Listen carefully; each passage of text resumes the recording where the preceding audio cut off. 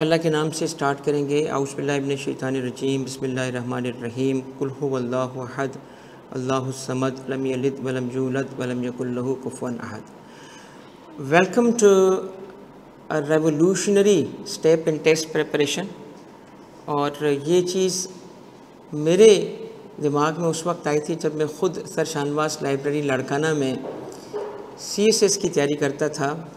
अब मैं ईयर बताऊंगा, आप मेरी उम्र मालूम कर लोगे, इसलिए मैं आपको ईयर नहीं बता रहा। मगर उस वक्त पढ़ाई करते वक्त, सेल्फ़ स्टडी करते वक्त सबसे ज़्यादा जो मुझे शिद्दत से कमी फ़ील होती थी वो होती थी क्लासरूम की। क्योंकि कोई भी सब्जेक्ट, कोई भी कॉन्सेप्ट जब ख़ुद पढ़ते थे तो ख़ुद पढ़ते वक्त उसमें जितनी मेहनत और जितनी एफ़र्ट लगती थी और जितना टाइम लगता था वो आधा हो जाता या उससे भी कम हो जाता। और मेरे अल्हम्दुलिल्लाह ये तो माँ की बाप की दुआएं थी कि मैं फ़र्स्ट अटैम्प्ट पास हो गया। औकात नहीं थी मेरी, मगर वो लगता था कि अगर शायद कोई क्लासरूम होता, मुझे कोई उस्ताद पढ़ाता तो मेरे पास होने के चांस और बढ़ जाते। मैं क्योंकि उस पर बिल्ड करता। वो कहते हैं ना, मुर्शिद का आखिरी कदम मुरीद का पहला कदम होता है। तो मुर्शिद अगर होता तो मुरीद जो होगा वो उससे आगे ही बढ़ता है। तो वो कमी फ़ील होती थी। और इसके अलावा जो मेरे साथ CSS की तैयारी करते थे दोस्त, जो उनमें से नहीं हो सके तो उनकी तैयारी में कुछ गैप्स थे, गैप नज़र आए। तरीके की कहीं गलती थी, कहीं एफ़र्ट की कमी थी, कहीं बुक्स की थी। तो अगर उस्ताद होता है तो उस्ताद यकीनन एक रास्ता दिखाता है, एक डायरेक्शन देता है। मेहनत बंदा खुद करता है। अगर कितने भी बड़े टीचर्स होंगे, आप मेहनत नहीं करोगे, रिज़ल्ट नहीं मिलेगा। आपकी मेहनत का चांस बढ़ जाता है इनटू कन्वर्जन इनटू सक्सेस, अगर आप लोगों को अच्छे टीचर्स मिलते हैं तो उस वक्त मेरे दिमाग में आता था यही चीज़ कि ये जो कमी है ना, जो मुझे फ़ील हुई, तो मैं शायद कभी चांस मिला तो। और इसीलिए मैंने जैसे ही रिटन पार्ट कंप्लीट किया था तो मैंने सर शानवास लाइब्रेरी में एक लेक्चर सीरीज़ स्टार्ट की थी, how to prepare for CSS। और उसमें मैंने कोई, अब तो मुझे याद भी नहीं रहा, मगर बहुत सारे लेक्चर्स दिए थे। और लेक्चर का ड्यूरेशन हुआ करता था 6 घंटे 5 घंटे। तो उसमें उस लेक्चर में जो लोग बैठे, मैंने फ़र्स्ट लेक्चर दिया था how to prepare for CSS, interview, subject की स्टडी। और उस लेक्चर में बैठे हुए लोग अब जब मुझे किसी SSP लेवल पे मिलते हैं, मैं नहीं उनको जानता होता, मगर वो यकीन करें लिटरली पाँव पे हाथ रख के जब मिलते हैं ना कि सर आप हमारे उस्ताद हैं। और मैं भी SMC सीनियर मैनेजमेंट कोर्स पे था लास्ट ईयर, और टूर जो था वो पूरी सिंध का टूर था। तो उसमें किसी जगह पे कोई SSP था, किसी जगह पे कोई जो डिस्ट्रिक्ट का DCO था। और जब वो आके मिलते थे और मिलते वक्त मुझे आके ऐसे झुक के, कोई घुटने पे हाथ, कोई झुक के मिलता था और कहता था कि आप हमारे उस्ताद हैं, तो मुझे बड़ी खुशी होती थी कि यार वो जो चंद दिनों की एफ़र्ट थी उसकी वजह से लोगों की ज़िंदगियाँ चेंज हुई। तो मैंने उस दौरान जब लेक्चर दिए तो ऑलरेडी स्टडी मेरी अल्हम्दुलिल्लाह बहुत अच्छी थी, मगर उस दौरान हुआ ये कि इस प्रोसेस में, जो प्रोसेस था उस वक्त की तैयारी का, मेरे में एक टीचर जाग गया। मैं एक टीचर बन गया। उन लेक्चर सीरीज़ से मेरे अंदर ना टीचिंग का जो पैशन था वो पता नहीं कैसे, और तब से लेके मैं टीचिंग कर रहा हूँ। मैं जब फर्स्ट पोस्टिंग पे आया था, I was appointed as assistant commissioner in MTO Karachi. तो साथ में मैंने CV, जो कि मैं जिन दोस्तों के साथ रहता था वो all of them were in chartered accountancy. और उनमें से फिर यकीनन मुझे भी CA की तरफ, टैक्सेशन की तरफ मैंने CVs भेजी है कि स्कूल में मेरा अल्हम्दुलिल्लाह हो गया, और तब से लेके मैं पढ़ा रहा हूँ। ठीक है, मैंने गवर्नमेंट से इजाज़त दी ख़ास तौर पे कि मुझे ये काम करने की इजाज़त दी जाए। तो मेरे बॉसेस इस पे कि ये शाम के टाइम पे या छुट्टी के दिन पढ़ाएगा, तो वो बड़े हैरान होते थे, कहते बेटा आप कैसे करोगे। मैं कहा ये पागल शख्स से मैं कर लूँगा। अल्हम्दुलिल्लाह मेरे डिपार्टमेंट ने मुझे इजाज़त भी दी और इसके अलावा इज़्ज़त भी दी, ठीक है, कि ये आप बड़ा नोबल काम कर रहे हैं। और इस सिलसिले की एक नई रेवोल्यूशनरी कड़ी आज स्टार्ट हो रही है, और वो क्या है, वो है STT सॉल्यूशंस के प्लेटफॉर्म पे हम लॉन्च कर रहे हैं टेस्ट प्रिपरेशन। अब देखिए, टेस्ट प्रिपरेशन मेरा ज़ाती तौर पे जो तरीका था, मैं ख़ुद पढ़ने वाला बंदा हूँ। आज भी मेरा एक ही ख़र्चा है, जिस पे बीवी से हर महीने झगड़ा भी होता है कि वो किताबों पे, वो किताबें जो हैं उस पे मेरा ख़र्चा जो है ना, उस पर मैं सोचता नहीं हूँ कि कोई भी किताब चाहिए तो कितने की आती है। तो पढ़ने वाला बंदा हूँ, मुझे एक चीज़ का पता है कि स्पेशलिस्ट होता है। अगर मैं जब CSS की तैयारी करता था और साथ में और भी एग्ज़ाम्स मैंने पास किए थे, MOD का मैंने फ़र्स्ट अटैम्प्ट पास किया, वो जिस टेस्ट में अपीयर होता था अल्हम्दुलिल्लाह पास हो जाता था। और उसकी वजह क्या थी कि पढ़ता बहुत था। लोग, मेरे दोस्त कहते थे कि यार देखो तुमने जितना पढ़ लिया है ना अभी, क्योंकि मेरी ज़िंदगी का यकीन माने एक ही काम होता था और वो होता था पढ़ना, उसके अलावा मेरी ज़िंदगी में कोई चीज़ नहीं होती थी। हाँ, एक चीज़ होती थी जो मजबूरन सोना पड़ता था। और मैं आज भी एक बात आपको बताता हूँ, ये और ये जज्बा क्यों था, ये कोई अपनी तारीफ़ नहीं कर रहा, ये हर उस बंदे में होता है जो कुछ मिशन लेके, जो कुछ शिद्दत से चीज़ चाहता है ना, वो करता है। एक दफ़ा मुझे याद है, वो मुझे घर का कमरा और वो जगह भी याद है कि मैं रात को कोई 3:30 बजे उठा हूँ और मुझे उठते ही लगा कि यार मैं सो क्यों रहा हूँ, मुझे पढ़ना चाहिए। ये अल्लाह की कसम मैं आपको बता रहा हूँ। और पता है इस पूरे प्रोसेस के पीछे जो शिद्दत से जो ये चाहत थी ना, वो किसके लिए थी? वो मेरी माँ के लिए थी। ठीक है, मैं चाहता था कि मेरी माँ को इज़्ज़त मिले।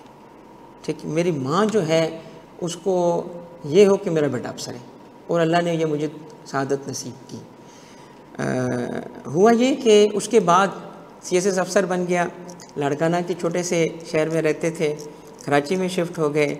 तो एक दफ़ा मेरी माँ ने मुझे कहा, एक दफ़ा देखिए ना बड़ों की बड़ी बात होती है, जाते हुए ऑफिस कहा कि बेटा हमारे लिए कुछ नहीं करना, ऑलरेडी जो हो गया है ना बहुत हो गया है, ठीक है, अपने लिए हो तो कर लेना। अब यहाँ बात नहीं समझोगे क्योंकि मैं इनकम टैक्स में था, समझ रहे हैं बात। मैंने माँ को कहा, मैंने माँ सारी तुम्हारे लिए है, और अगर मैं तुम्हारे लिए नहीं करूँगा या आप लोगों के लिए नहीं करूँगा, अपने लिए नहीं करूँगा।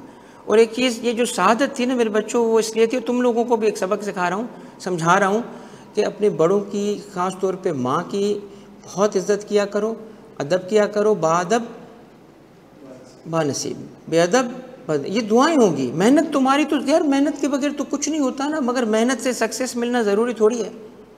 अल्लाह ताला ऐसी चीज़ में डाल देगा, थका देगा, थका के मार देगा, थका देगा। तो मेहनत तो है ना, मगर कामयाबी इससे नहीं है। कामयाबी बेटा दुआओं से। तो मेहनत हम करते हैं, मगर कामयाबी के लिए माँ की दुआएं लो, ठीक है। तो ये जो पूरा प्रोसेस था ना, उस शदीद मेहनत का हिस्सा था उस वक्त जो की थी। सिर्फ एक ही काम तकरीबन 1.5 साल 2 साल करते रहे, अल्हम्दुलिल्लाह फर्स्ट अटैम्प्ट पे पास हो गए। तो मुझे वो जो क्लासरूम की कमी फील हुई ना, वो आज मैं आपके लिए पूरी कर रहा हूँ। और इसके लिए मैंने, ये कोई आज के एक दिन की बात नहीं है, ये तो हम पूरी टीम बैठ के हमने इसके काफ़ी सोचा था, और अभी हमने लॉन्च करने का सोचा था कि आपका एग्ज़ाम आ गया। और मैं चूँकि SRB में हूँ, सिंध रेवेन्यू बोर्ड में हूँ इस वक्त डेप्यूटेशन पे, तो मैंने कहा कि यार इससे और अच्छा क्या चांस होगा कि IBA कराची ने ये पहले 2 दफ़ा टेस्ट लिया हुआ है, और जो SSTO जो मौजूद थे वहाँ पे, उनसे मैंने उसके बारे में पहले ही मुझे इल्म था कि किस तरीके से ये टेस्ट होता है। तो अब जो बुनियादी तौर पे बात यह है कि अगर मैंने CSS किया है तो मैं CSS का हर सब्जेक्ट नहीं पढ़ा सकता। मैंने अगर कोई टेस्ट पास किया है तो मैं पास, अगर मैंने टेस्ट दिए हैं तभी मैं नहीं पढ़ा सकता। मैं समझता हूँ कि हर एक सब्जेक्ट का स्पेशलिस्ट होता है। तो जो मेरा यहाँ तरीक़ेकार है SST सॉल्यूशन के प्लेटफॉर्म पे, वो होगा कि स्पेशलिस्ट जो होगा वो पढ़ाएगा। अब आपका लकीली टेस्ट ऐसा आया कि जिसके सारे स्पेशलिस्ट मेरे पास पहले ही मौजूद थे, और वो पहले ही जो 1 पेपर की तैयारी होती है ना, किस तरीके से होनी चाहिए, इस पर मेरा कंप्लीट होमवर्क था। और इसके अंदर अब मैं आपको आज के सेशन में 2-3 एरिया हैं कवर करूँगा। फिर हमारी फैकल्टी में से मिस ज़ैनब हैं, सर अरसलान हैं, वो हैं। अभी सर एल्विन की बेटी की सडनली ही received a call from home, तो उसकी कोई तबीयत, उसकी wife she is out of city, तो उसकी तबीयत थोड़ी सी नासाज हो गई, तो he had to rush home. तो Alvin will join us on Monday, ठीक है। एल्विन इंशाल्लाह अभी जो कि एक इमरजेंसी सिचुएशन थी तो ही हैड टू लीव। तो मगर एल्विन आजकल तो अंग्रेज़, मैं उसको अंग्रेज़ बोलता था, अंग्रेज़ के अलावा जर्मन बन गया यार। He speaks German fluently and he is a teacher of German as well. अच्छा, मुझे कब रेवलेशन हुई? Last week I think, 8-10 days before he came to me and he started speaking in German. मगर यार कमाल नहीं है। तो he is a language expert.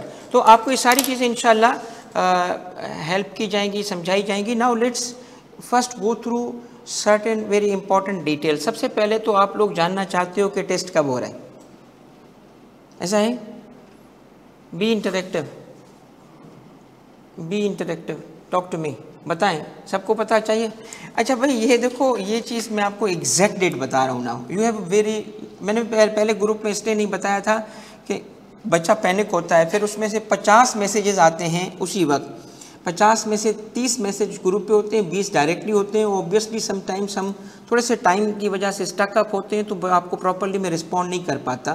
तो इसलिए मैंने कहा मैं सेशन में ये अनाउंस करूँगा, from day one I knew the date, from day one I knew the date की क्या है date. You have only 1 month scheduled date जो आपकी है IBA कराची की, that test is going to be held on 15th of December on Sunday. All 3 centres में Sunday पे 15th of December पे टेस्ट होगा। मैंने आपको आपके जो एडमिट कार्ड है उसकी डेट पहले ही ग्रुप पे बता दी थी, ठीक है। क्या डेट बताई थी ग्रुप पे? आप एक्टिव हैं 20th, किस महीने की? 20th तक आपके पास इंशाल्लाह आ जाएगा। This is the schedule basically जो IBA ने शेड्यूल बनाया है। मगर ये लास्ट टाइम भी इसी तरह था, लास्ट टाइम भी इसी तरह था, 2 दफ़ा ये टेस्ट हुआ है, लास्ट टाइम भी इसी तरह था। मगर होता क्या है कि sometimes because of certain unseen situations minus plus होता है। इस केस में माइनस नहीं होगा, प्लस ही होगा। तो हम प्लस पे डिपेंड नहीं करेंगे, हम प्लस पे बिल्कुल डिपेंड नहीं करेंगे। हम आपको 15th of December है ना, तो 15th of December से पहले आपको ये सारे सब्जेक्ट्स जो आप पढ़ने जा रहे हैं डेली बेसिस पे बैक टू बैक क्लासेस लगाएंगे। मैं किस तरीके से पूरा का पूरा प्लान बनाया है वो आपसे शेयर करता हूँ, और फिर हम इंशाल्लाह आपको वेल बिफोर तैयार कर देंगे। सिर्फ ये पढ़ाने का काम नहीं है, टीचर्स आपके सामने आएंगे, वो आपसे बात करेंगे। और एक चीज़ मैं अभी सामने पढ़ी है तो मैंने ग्रुप पे भी शेयर करा दी है, ये मिस की किताब है, ठीक है। और मुझे पता है कि इन्होंने ये CA के लिए इन्होंने बनाई थी, and one of the best book available at the time. अब आपको अंदाज़ा हो गया होगा कि बुक बनाने के लिए, और इनकी मुझे मिस की एक बात याद है, जब मैं इनको किताब के बारे में बात कर रहा था बनाने के लिए, तो मुझे इनके फादर ने कहा था कि सर आप बस इनको काम दे दें, बस छोड़ दें, फिर ये पागल है, ये करके देगी। And she did the best possible job. इससे बेहतर बुक नहीं हो सकती। एक एक ग्राफ की लाइन तक पे इसने कहा ये यूँ नहीं यूँ होनी चाहिए, बिकॉज इकोनॉमिक्स है। And she is a double gold medallist. Sir Arsalan भी आपसे बात करेंगे, आप देखें मैथ और अकाउंटिंग आपका कैसे होता है। अब एक चीज़ बताऊं, 2 कॉन्ट्रैक्ट के 2 पार्ट्स होते हैं ना, शादी होती है तो दोनों तरफ से हाँ बोलते हैं, साइन दोनों से लेते हैं, एक से नहीं होती। हाँ सीरियस है, दोनों से कहते हैं हाँ हाँ बोलो, दोनों तरफ से कॉन्ट्रैक्ट है बेटा। हमारी तरफ से हाँ है, तुम्हारी तरफ से क्या है? हाँ का मतलब क्या है? मेहनत, एफर्ट। आपकी तरफ से क्या है? Are you willing to work very hard? अगर if you are willing to work very hard ना, आई एम टेलिंग यू, मैंने एक ऐसी चीज़ की बुनियाद डाली है, एक ऐसी टीम आपके लिए जमा की है, इससे बेहतर चांस तुम्हें नहीं मिल सकता। और ये करने की ज़रूरत क्यों है? इसका ट्रेंड नहीं है, एटलीस्ट सिंध में तो नहीं है। अगर सिविल सर्विस एग्ज़ाम्स के लिए किसी को तैयारी करनी भी होती है तो आपको पता है कहाँ जाते हैं? कहाँ जाते हैं? किप्स। कहाँ है किप्स? ऑफिसर्स अकेडमी कहाँ है? ये लाहौर जाते हैं, लाहौर, कराची में नहीं है। कराची में इसलिए नहीं है कि कराची के अंदर, कराची सिटी के अंदर CSS का ट्रेंड नहीं है। कराची सिटी के अंदर बेहतरीन तालीमी इदारे हैं, बेहतरीन। मेरे बच्चे पढ़ते हैं ना, ऐसी अंग्रेज़ी में बात करते हैं, मैं नहीं बात करता उनसे। CSS अफसर हूँ भाई, अल्हम्दुलिल्लाह, बहुत अच्छी। और पढ़ने वाला भी, मैंने आपको क्या बताया, कितनी मेहनत। मैं नहीं बात करता क्योंकि उनका एक्सेंट मुझसे बेहतर है, उनकी साइंस मुझसे बेहतर है यार, आर्ट बेहतर है। मतलब ऐसी चीज़ें वो करके आते हैं, मेरे पास आते हैं, पापा एप्पल बना के दे सकते हो? हाँ, मैं एप्पल भी नहीं बना। तो बेटा तालीमी मयार यहाँ का बहुत बेहतर है, मगर यहाँ CSS का ट्रेंड नहीं है, इसीलिए यहाँ पे CSS की तालीम दी नहीं जाती। वो कोई इदारा नहीं बन पाया, इसलिए नहीं बन पाया कि यहाँ पे कमर्शियल और फाइनेंशियल, एक बात समझिएगा, तालीम प्राइवेट सेक्टर भी जब तक के पैसे चार्ज नहीं करेगा सर्वाइव, गवर्नमेंट थोड़ी है, उसको फ़ी चार्ज करनी है, फ़ी उसकी ब्लड लाइन है, वरना तो सर्विस ही नहीं दे सकेंगे ना। तो इस तरफ लोग आए ही नहीं हैं, क्योंकि जो तालीम याफ्ता अच्छी सर्विस दे सकते हैं ना आपको, उनके पास नॉलेज नहीं है, उनके पास प्लेटफॉर्म नहीं है। और दूसरा, इंटीरियर के अंदर तो मैं ख़ुद लाड़काना से हूँ, आई नो दिस, वहाँ तो तालीम का क्या मयार है मैं आपको ख़ुद बताता हूँ। मैंने गवर्नमेंट डिग्री कॉलेज से BA किया पहले, MBA मैंने बाद में किया था IBA कराची से, BA किया। तो जब, और उससे पहले फर्स्ट ईयर और इंटर मैंने साइंस में किया था, प्री मेडिकल में।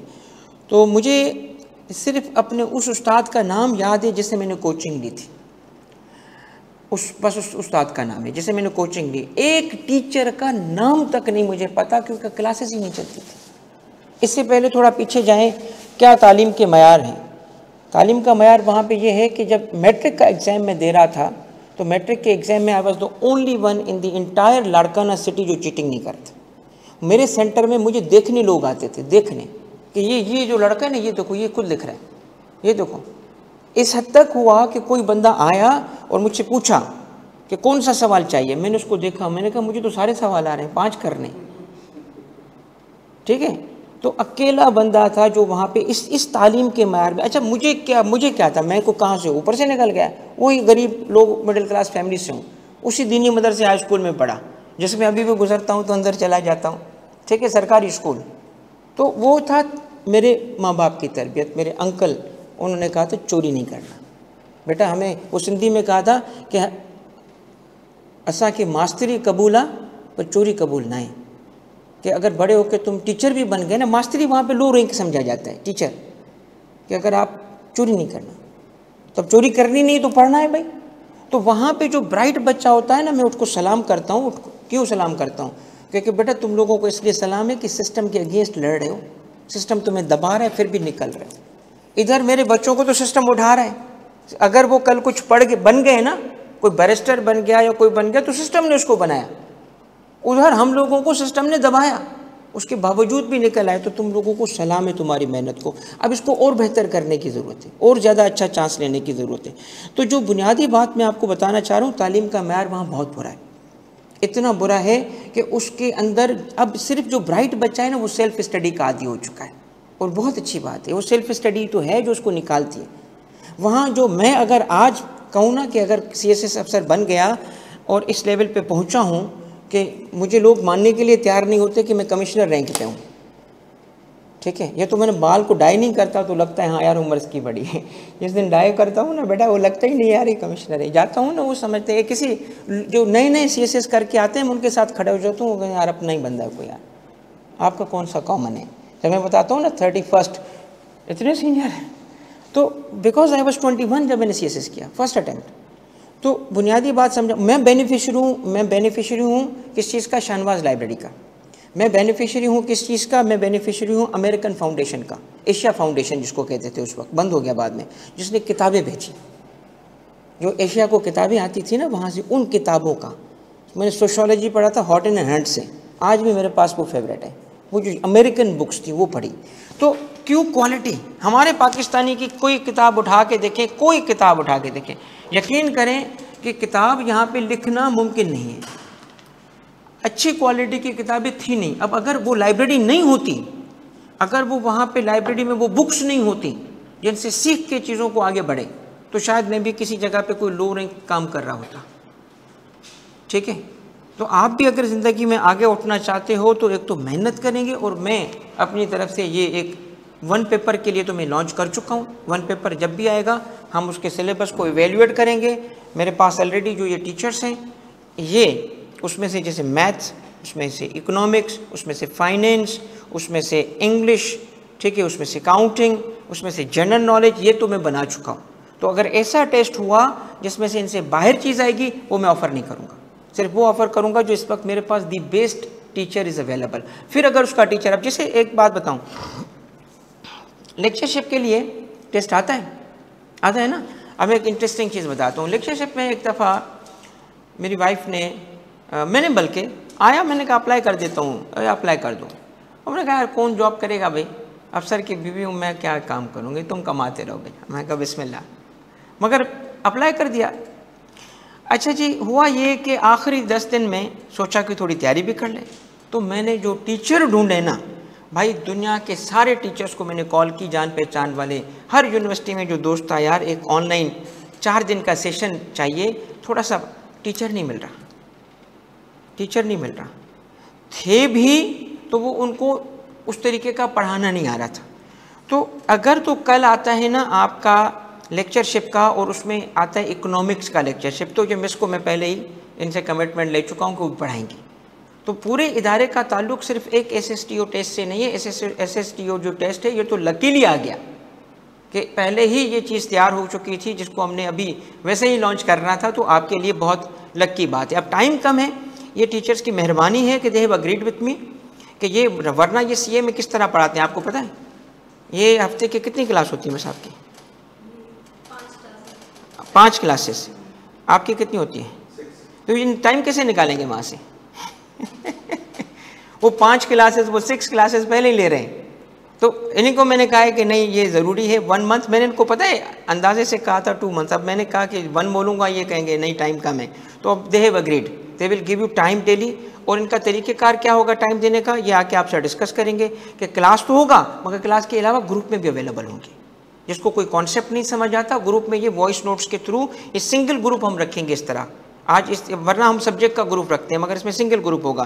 तो जो भी सवाल पूछेगा वो टीचर का नाम या टैग ज़रूर करेगा, ठीक है। अब हमारा जो ऑफिशियल ग्रुप है, जो अभी तो जो ओपन ग्रुप है ये ओपन नहीं होगा, ये आगे चल के वो रजिस्टर्ड ग्रुप में कन्वर्ट कर दिया जाएगा, ठीक है। तो पहली चीज़ क्या है, हमारे पास टाइम बहुत कम है। सब्जेक्ट्स कितने हमारे पास? आप में से जिसने सिलेबस देखा है बताएं कितना है हमारे पास, काम कितना है? सब्जेक्ट कौन कौन से जो आपने पढ़ने? सबसे पहले आपने पढ़ना इंग्लिश। अच्छा, इंग्लिश का वेटेज मैं आपको चेक करना चाहता हूँ क्योंकि टीचर हूँ ना यार, टीचर जो होता है ना एंगेज रखता है। तो अभी बताएं ज़रा, कुछ लोगों के नाम मैं जानता हूँ मगर अभी मैं नाम इंटेंशनल नहीं ले रहा, ठीक है, क्योंकि अभी मेरे अंदर जो एडमिनिस्ट्रेटर है वो बात कर रहा है अभी आपसे ना। टीचर बात करेगा तो लानते देगा। हम एज ए टीचर डिफरेंट है, बिल्कुल डिफरेंट है। वी हैव ड्यूअल पर्सनैलिटीज़, बल्कि मेरी तो 3 पर्सनैलिटीज़ है, आपको पता है। एक इज़ ऑफिसर, और वहाँ you will find me different person, एक टीचर, और एक घर पे जब जाता हूँ उसकी उसकी सिचुएशन मेरी बिल्कुल डिफरेंट है, ठीक है। वहाँ पे बिल्कुल डिफरेंट, बिल्कुल पर्सनैलिटी पहचानोगे नहीं बेटा, ठीक है ना, बस समझ गए तुम लोग। तो चले, एक है इंग्लिश का, कितने मार्क्स है इसके? 20। ओके, दूसरा क्या है? दूसरा क्या है भाई? दूसरा है आपका अकाउंटिंग। अकाउंटिंग आप में से काफ़ी बच्चों ने नहीं पढ़ी होगी। इंग्लिश तो सब नहीं पढ़े है ना, क्योंकि कुछ की होगा ना, अकाउंटिंग बीबीए नहीं किया, अकाउंटिंग नहीं पढ़ी होगी। आपके 4 साल की रिक्वायरमेंट तो थी मगर अकाउंटिंग अगर नहीं पढ़ी, अच्छा पढ़ी भी है तो सीएसएस की तैयारी कर रहे हैं, दूसरे एग्जाम की तैयारी कर रहे हैं, अकाउंटिंग को उस तरह नहीं देखा, ठीक है। बताएं अकाउंटिंग के कितने मार्क्स, कितने मार्क्स हैं? इनको मैं चेक करना चाहता हूँ ना कितना तैयार हो के आए, ताकि अकॉर्डिंगली इनको फिर हम। 26 कहाँ से आ गया यार? ये कौन था? ये कौन था 26 वाला भाईजान? अच्छा एक चीज़ मैं बता दूं, डे 1 पे भाई हम प्रोफेशनल टीचर्स हैं। वी अलाउ मी टू से, अल्लाह का शुक्र अदा करने के लिए बता रहा हूँ, ठीक है। अल्लाह की नेमत का शुक्र अदा करने के लिए बता रहा हूँ, कोई बड़ा बोल हम नहीं बोलते। We are the best in the market now, we are the best in the market. इन सब्जेक्ट्स के हम एक्सपर्ट हैं। नहीं ठीक है, किसी ने सारे भेज दिए, मैं इंगेज करना चाहता था बच्चों को। तो वी आर द बेस्ट, हमें टीचिंग आती है और टीचिंग में हम आपको इंशाल्लाह बोर भी नहीं होने देते और काम करते हैं। और दूसरी चीज़ क्या है कि इसके अंदर एक चीज़ बता दूं, जो आप में से सेंसिटिव है ना, सेंसिटिव बच्चा, जिसको हम यहाँ से बैठ के लानते भी देते हैं, नाम लेके हम सुना देते हैं, मगर वो ऐसे नहीं सुनाते, यानी कोई गुस्सा नहीं करते। ज़िंदगी में गुस्सा नहीं किया कभी बच्चों पे, ठीक है। और घर पे तो कर ही नहीं सकता यार, मतलब घर पे बर्दाश्त करना होता है, राइट। तो गुस्सा मैं करता हूँ सिर्फ ऑफिस में, कड़क अफसर है जी, सर का मूड कैसा है, अंदर जाने से पहले पूछ रहे होते हैं आज क्या, आज हालात कैसे हैं, ठीक है, हालात कैसे हैं। ये बताता है नहीं यार आज थोड़ा सा, तो भाग जाते, आती ही नहीं है, ठीक है। एनीवे, तो अकाउंटिंग के कितने बेटा? अकाउंटिंग के हमारे हैं 20, राइट, अपना 25। उसके बाद क्या है आपका? उसके बाद आता है आपका भाईजान मैथमेटिक्स। ओके, मैथमेटिक्स के कितने? इंगेज होने के लिए एक दफ़ा लिख के नहीं बता दो, मैथमेटिक्स कितने बेटा? मैथ के कितने? कंप्यूटर के नहीं, मैथ के कितने? मैथ है इसमें किस नाम से? मैथ्स एंड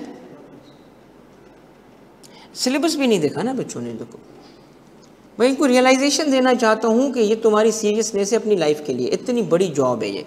तुम लोगों को अभी अंदाज़ा है कि कितनी बड़ी जॉब है, तुम लोगों को अंदाज़ा नहीं है। अगर तुम में से जो इसमें आ गया 5 साल के अंदर वो सीएसएस अफसर बन जाएगा। पता है कैसे? इसमें 5 साल में प्रमोशन हो जाता है एज असिस्टेंट कमिश्नर। और तुम लोगों को ये पता है कि SRB में हर CSS अफसर आना चाहता है। मैं भी तो CSS अफसर हूँ, SRB में क्यों बैठा हुआ? Because is the best department right now, Pakistan के टॉप के इन टर्म्स ऑफ एवरीथिंग। तो 5 साल में CSS, अगर खुदा ना खास्ता कोई CSS की तैयारी कर रहा और नहीं बना तो ये रास्ता है तुम्हारे लिए, ठीक है। तो इसके अंदर कितने मार्क्स बताए आप लोगों ने? कितने? 20। और नेक्स्ट सब्जेक्ट क्या है? इकोनॉमिक्स। इकोनॉमिक्स के कितने? 25। और आखिरी क्या रह गया? IT, MS ऑफिस वगैरह जो है IT, इसके कितने रह गए? 10। अच्छा अब देखिए, अब आप ज़रा सोचें कि 1 महीने में आपने पढ़ना है, इंग्लिश की तैयारी भी करनी है। अच्छा बच्चे अक्सर पूछ रहे होते हैं जी सर इसका मटेरियल बताएं, तो मेरा जवाब पता है क्या है? मटेरियल है ही नहीं। ये टेस्ट IBA कराची ने तीसरी दफ़ा कर रहा है।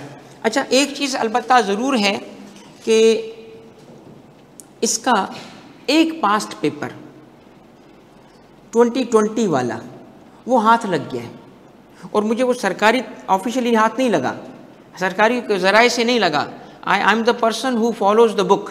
कभी भी अगर सरकारी जो है ना, मैं कोई ऐसी चीज़ नहीं करता जो मुझे गैर कानूनी तो दूर की बात हो, गैर अखलाकी हो, अनएथिकल चीज़ भी नहीं करता मैं, ठीक है।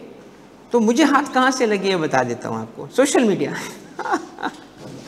ये सोर्स अब ना पूछना, सोशल मीडिया से, ठीक है। एक पिछला पेपर हाथ लगाए। अब वो भाई बात ये है कि हुजूर की हदीस है कि इल्म मोमिन की मीरास है, जहाँ से मिले ले लो। तो ये हमारे लिए मीरास थी, हमने ले ली। अब वो सोर्स मेरे पास ही है, मैं आपको बताऊंगा नहीं, बट बहरहाल मुझे भी किसी ने बताया, उसकी मेहरबानी, ठीक है, उसकी मेहरबानी। उसने कहा सर ये तो पेपर पड़ा हुआ है। मैं अब किधर है, ये लें। तो चलो भाई ऑफिशियल सोर्सेज से, अगर खुदा न खास्ता अगर मैं होता ना इस प्रोसेस में इन्वॉल्व, ये मैं टेस्ट ही नहीं करता, मैं टेस्ट कोई नहीं करता, ठीक है। मैं कहता नहीं, अगर मैं इस प्रोसेस में दूर दूर से, इस प्रोसेस से कोई ताल्लुक नहीं है, let me tell you this, दूर दूर से इसका मैं इस प्रोसेस में इन्वॉल्व नहीं हूँ, ना मुझे पता है। तो इसीलिए मैं इसमें आपको गाइड करने आता हूँ, गाइड करूँगा, प्रोसेस में इन्वॉल्व रहूँगा, बिकॉज मेरा कोई इसमें कनेक्शन नहीं है। तो याद रखिएगा इस चीज़ को, लास्ट अटैम्प्ट का पेपर जो होगा वो अपने पास सोशल मीडिया की मेहरबानी से आ गया है, कहीं है सोशल मीडिया पे। तो एनीवे, तो वहाँ से ये आपके साथ शेयर कर दिया जाएगा, सो दैट कि यू नो के लास्ट अटैम्प्ट कैसे आया था। अब इस दफ़ा का पेपर लास्ट सिलेबस से मुख्तलिफ है और ज़्यादा डिफ़िकल्ट है। ये मैं आपको बात बता दूं कि इस दफ़ा ज़्यादा डिफ़िकल्ट होने की वजह क्या है? अब कंपटीशन बढ़ चुका है, अब सबको पता है SRB क्या है। पहले तो होता था हाँ बंद हो जाएगा, नया डिपार्टमेंट है।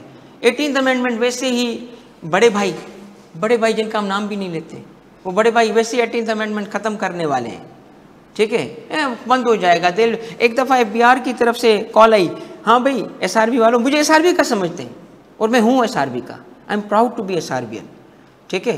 तो मुझे SRB का कहते हैं, हाँ भाई SRB वालों तुम लोगों को बंद करके हम सेल्स टैक्स एंड सर्विस को फेडरेशन में मर्ज करा रहे हैं। मैंने कहा बेटा मुल्क टूट जाएगा।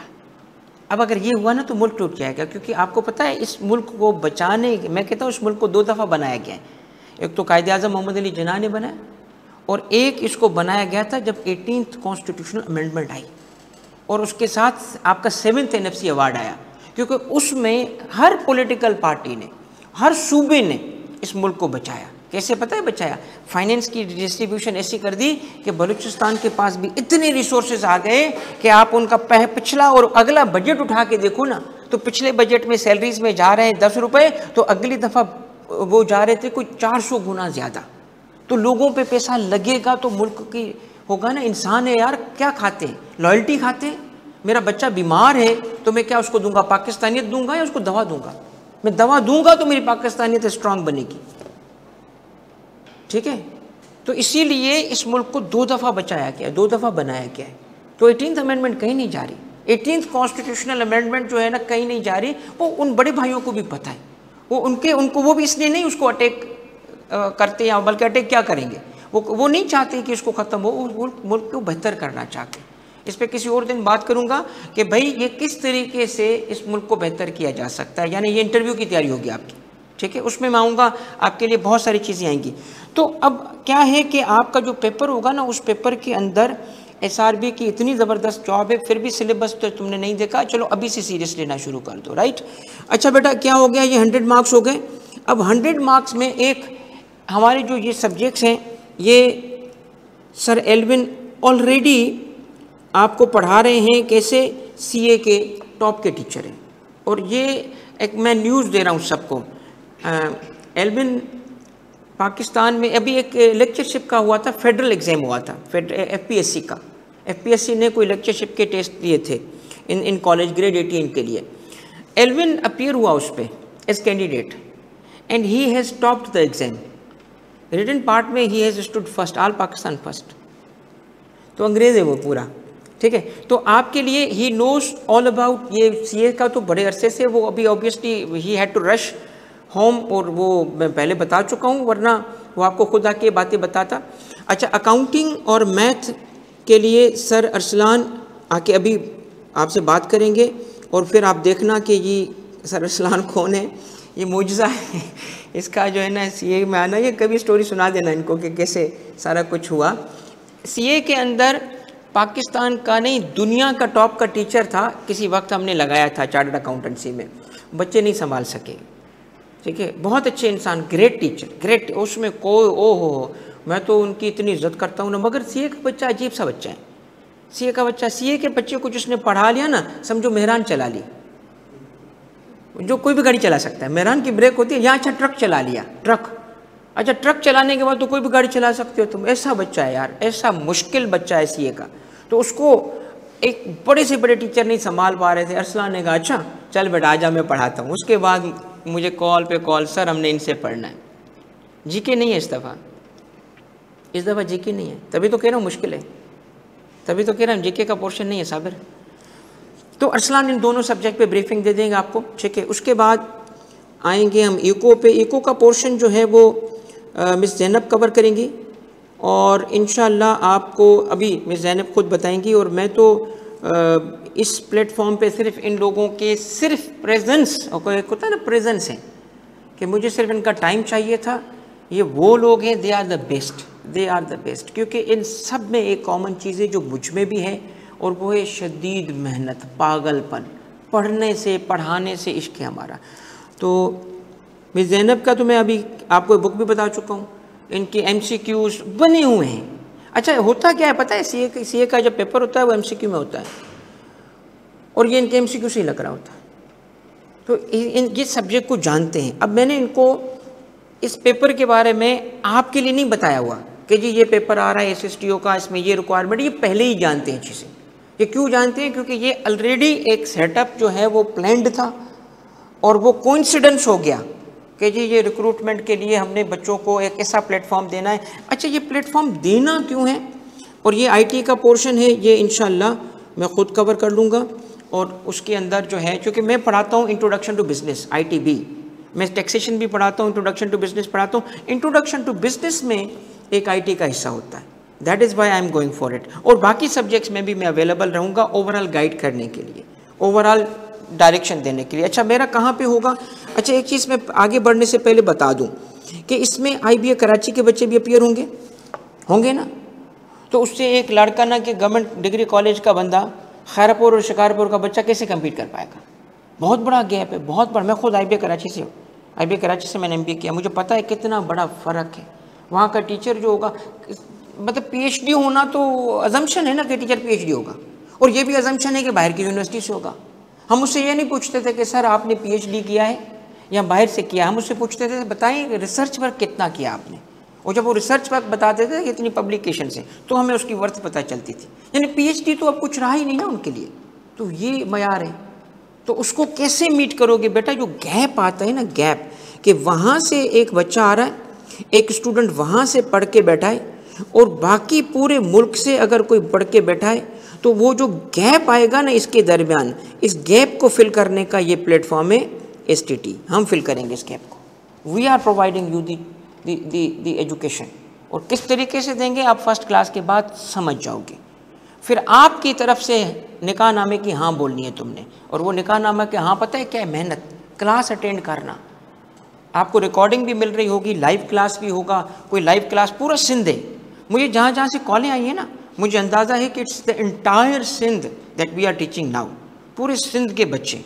तो कुछ किसी जगह इंटरनेट के इश्यूज़ होंगे, वो रिकॉर्डिंग में देखेंगे, इंटरनेट कहीं स्लो है, कहीं कोई लाइव बच्चा होगा। तो एक चीज़ याद रखें कि जो रिकॉर्डिंग में भी देखेगा ना, तो हमारे टीचर उसके लिए अवेलेबल होंगे। हमारे ग्रुप के अंदर जो रजिस्टर्ड ग्रुप है उसको आपको हेल्प कर रहे होंगे।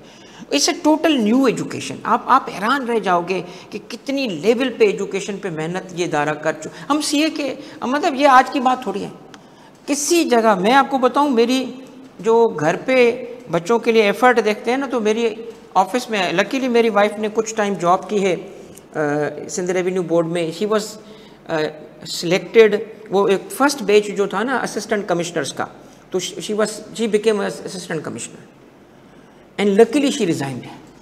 ठीक है, लकीली क्योंकि बच्ची छोटी थी, कस्बा छोटी थी, तो उसने कहा, रोज़ जाते थे गाड़ी में रोती हुई जा रही है, भाई मैं बच्ची छोड़ के आ रही हूँ, तो वो जॉब छोड़ दो यार। ठीक है, बच्ची छोड़ के आ रही हूँ तो जॉब छोड़ दो। And then she said okay, क्योंकि मैं तो कमिश्नर था, मुझे तो रुकना था चेयरमैन के लिए, जब तक चेयरमैन बैठे मुझे रुकना है, तो देर हो जाती थी। तो मैं कहता आप गाड़ी में चले जाए, मैं बस में आ जाऊँगा। नहीं, आप बस में क्यों आएंगे, मजाक करता था।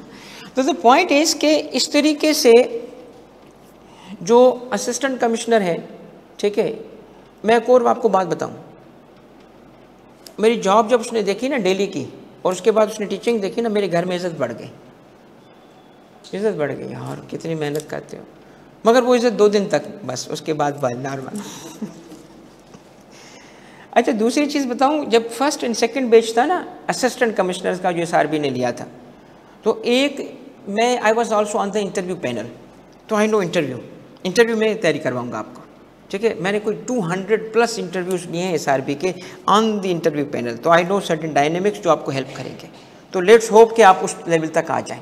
ठीक है, तो पहली चीज़ क्या है, ये गैप फिल करना है हमने। इस गैप को फिल करेंगे कैसे? आपका ये पूरा प्रोसेस कितना होगा, कितने मार्क्स का है ये पूरा प्रोसेस?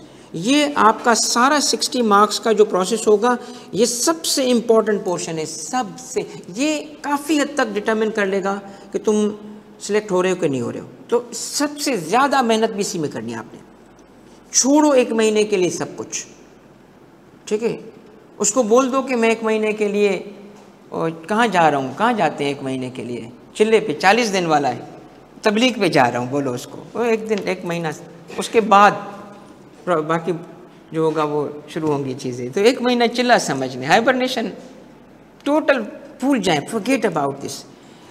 ये वो असिस्टेंट कमिश्नरशिप है, ये वो असिस्टेंट कमिश्नरशिप है जो आपको मिल जाएगी कितने सालों में मिल जाएगी असिस्टेंट कमिश्नरशिप आपको? 5 सालों में।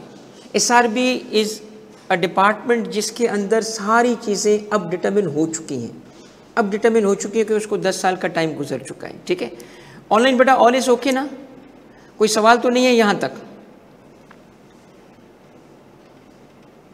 चलो, अच्छा, तो पहला प्रोसेस क्या था? पहला प्रोसेस था परफेक्ट, ओके। तो पहला प्रोसेस था, अच्छा मुझे सिर्फ एक क्विक मैं देखना चाहता हूँ, अपने सिटी लिख दो, अपने सिटी लिख दो।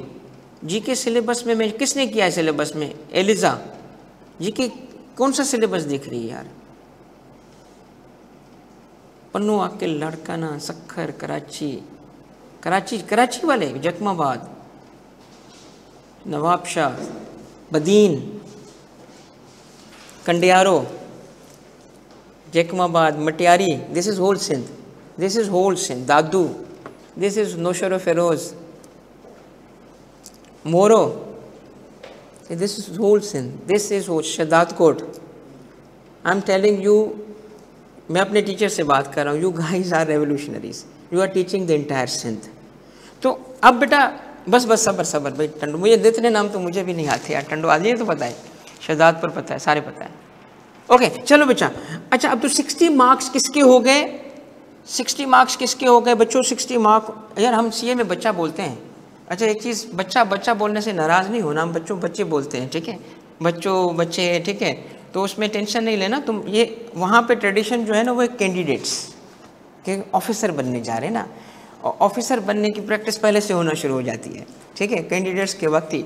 एनीवे, तो अब क्या है, 60 मार्क्स इसके हैं। अब आ जाएं आगे, नेक्स्ट प्रोसेस क्या? IBA कराची इसके बाद 20 मार्क्स का एक ग्रुप डिस्कशन रखता है। ग्रुप डिस्कशन के अंदर, ये ग्रुप डिस्कशन कैसे होता है, और उसमें शॉर्ट इंटरव्यू भी होता है, ठीक है। ग्रुप डिस्कशन के अंदर मेन पर्पस क्या होता है कि एक छोटा सा ग्रुप बना दिया जाता है, इससे 8 लोगों का, और उसमें आपको एक टॉपिक दिया जाता है। टॉपिक का ताल्लुक नॉर्मली किससे होगा? Pakistan economy, current issues. Miss आपको चूँकि ऑलरेडी शी इज़ इकोनॉमिस्ट, तो इश्यूज़ पे भी गाइड करेंगी। जब वो वक्त आएगा तो एक लेक्चर हम इनसे भी ले लेंगे। मगर इसमें जो आपका रिसोर्स पर्सन होगा वो होगा अंग्रेज़, सर एल्विन। Y Alvin? क्योंकि ये एग्जैक्ट XCA में सब्जेक्ट है, प्रेजेंटेशन स्किल्स। वो ऑलरेडी ये कर रहा है पिछले 10 साल से, ठीक है। तो आपके लिए जो एल्विन है कहाँ कहाँ पे होगा? एक तो इंग्लिश के पोर्शन में, और उसके बाद एल्विन आपको पूरा ये ग्रुप डिस्कशन करवाएगा। ग्रुप डिस्कशन के अंदर एल्विन ए से लिखते हैं, वो एल्विन प्रेस्ली नहीं है, ये एल्विन फराज है। Although Alvin Presley was also very, मतलब मेरा फेवरेट है, one of my, I am not into music but yes Alvin was good. कौन सा एल्विन? अपना फराज यार है, दूसरा नहीं। तो एल्विन जो है ना, सर एल्विन जो है ये आपको इसमें ग्रुप्स में तोड़ेंगे, और ही इज़ द बेस्ट। मैं उसको देखा है, वो वीडियो रिकॉर्ड करते हैं, आपकी वीडियो रिकॉर्ड करेगा, आपके ग्रुप की वीडियो रिकॉर्ड करेगा, और उसके बाद उसको कमेंट करेगा कि तुम ये कर रहे थे, तुम्हारी बॉडी लैंग्वेज में ये मसला था, तुम्हारे अंदर ये इश्यूज था, तो आपको पूरी प्रैक्टिस मिल जाएगी। और इसके लिए IBA कराची जितना टाइम देगा, और इसमें मैं आपको ज़रूर कहूँगा जो इसमें पास हो जाए, अल्लाह करे सारे, तो कराची आ सकते हो ना, आ जाना उन दिन के लिए, 2 दिन के लिए आ जाना, 1 दिन के लिए आ जाना, ताकि फ़िज़िकली यहाँ बैठो। और यहाँ हमारा पूरा ये सेटअप है, पूरा इदारा है, तो इसके लिए हम उसको उसी पैटर्न पे कर देंगे जिस पैटर्न पे IBA कराची ने किया था या करता है। IBA कराची की कोई ऐसी चीज़ नहीं है जो हम नहीं जानते हो, because I am from IBA Karachi, मुझे पता है उसका। और नेक्स्ट क्या होगा? अब यहाँ आके आखिर में आपको मैं आ जाऊँगा कैसे कि आपका इंटरव्यू जो होगा उसके होंगे 20 मार्क्स। एंड इस पूरे सिलेबस के अंदर मैं जब सिलेबस आया ना, तो मैं देख रहा था मैं क्या पढ़ाऊँगा मैं क्या पढ़ाऊँगा, क्योंकि इससे पहले एक टेस्ट हुआ था जो अभी I am waiting for the final result, and वो क्या था? Inspector inland revenue. FBR के अंदर भी ग्रेड 16 की जॉब आती है, और वो मैंने पढ़ाया था पूरा 100%, because that was my game. मतलब मेरा, क्योंकि उसमें था इनकम टैक्स ऑर्डिनेंस, वो टेक्निकल था। अल्हम्दुलिल्लाह उसमें 100 से ज़्यादा बच्चा एक्सपेक्टेड है हमारा फाइनल में पास, 400, क्योंकि पूरा पाकिस्तान था उसमें। और यकीन करें कि उस तैयारी में बहुत सारे बच्चे अभी भी है ना, जो सिर्फ तैयारी करते वक्त कहीं और सिलेक्ट हो गए। अच्छा, वो रिजवान कहता है I am one of your student. कैसा था रिजवान? सेशन कैसा रहा? और जगह सेट हो गए, वहाँ से मुझे और इनकरेजमेंट मिली कि सही है यार, ये कर, दिस इज़ खिदमत। Okay, will charge, no doubt will charge, because इसके अलावा यहाँ का रेंट तुम्हें पता है कराची का क्या है ये जो सेटअप चल रहा है इसका कॉस्ट पता है? तो अगर जहाँ तो गवर्नमेंट को कहो कि मुझे फाइनेंस करे, मैं सिंध को मुफ्त में तालीम देने के लिए तैयार हूँ। मैं यहाँ पब्लिक ऑफर कर रहा हूँ कि तारिक तो नहीं, बगैर किसी गाड़ी भी ना दो, मुझे सिंध के एजुकेशन में डाल दो, ठीक है। मैं आपकी सिंध की एजुकेशन अकेला बंदा ठीक करके दे सकता हूँ, ठीक है, अगर सियासी तौर पे इंटरफेरेंस ना की जाए तो। ये मेरा कैविएट है, सियासी तौर पे इंटरफेयर ना करो, सिंध की तालीम में सुधार के ना दे दूँ, मुझे सजाए मौत दे दो, चौक पे लटका दो। आई एम एजुकेशनिस्ट, CSS अफसर अपनी जगह, आई एम एजुकेशनिस्ट। एक मेरा प्रोफेशन, एक मेरा पैशन है, ठीक है।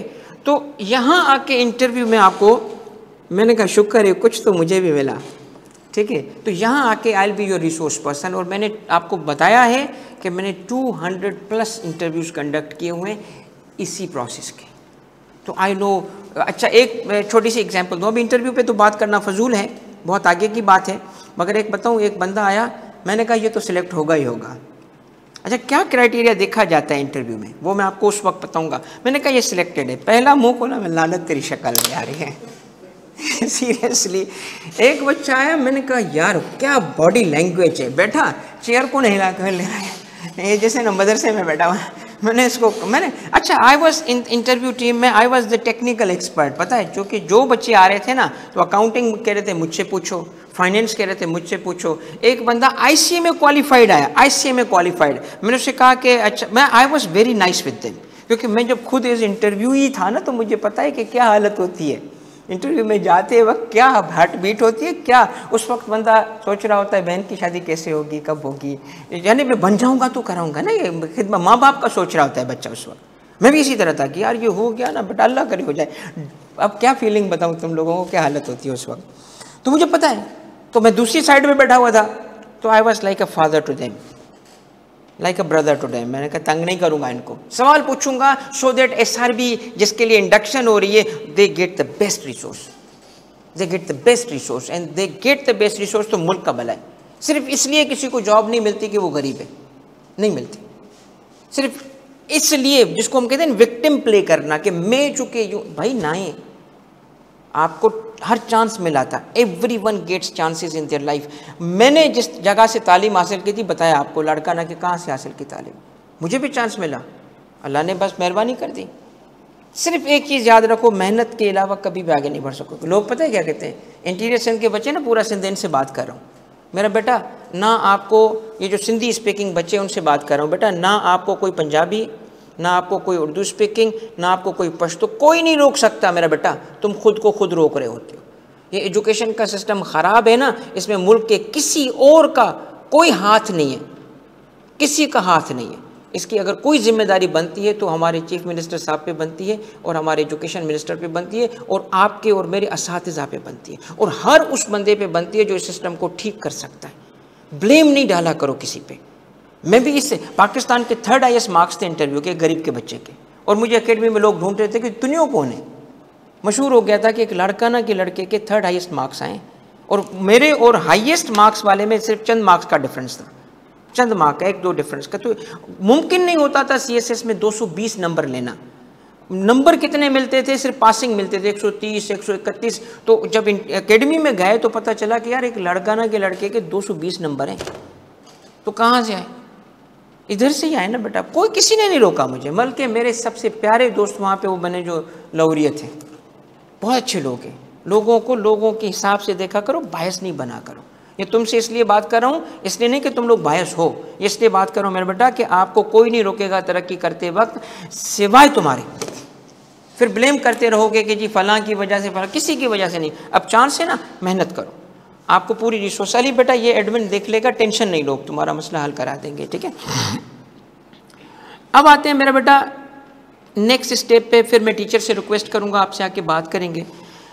अच्छा जी, नेक्स्ट स्टेप क्या है? नेक्स्ट स्टेप जो होगा, जॉब के बारे में मैंने एक वीडियो बनाई थी, ऑडियो बनाई थी शायद, बल्कि वीडियो भी थी एक, कि पूरी चीज़ें आपको बता दी हुई हैं, इस जॉब के हवाले से बता दी हुई हैं, ठीक है।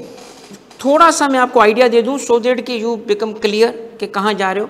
मैंने आपको सिलेबस का बता दिया, क्लासेस डेली होंगी, क्लासेस थोड़ा ये क्विकली बता दूं, क्लासेस आपकी होंगी डेली, 5 डेज तो होंगी, मुमकिन है कि क्योंकि टाइम कम है, सिलेबस ज़्यादा है, और टीचर ने सिर्फ आपको पढ़ाना नहीं है, टेस्टिंग करनी है। MCQ बेस्ड पढ़ाएंगे ये लोग, सामने MCQ रखेंगे, फिर पढ़ाएंगे, फिर MCQ सॉल्व कराएंगे आपसे, थ्योरी बेस्ड नहीं पढ़ाएंगे। आपको बेहतरीन रिसोर्स मिलेगा क्योंकि आपकी तैयारी हो रही होगी।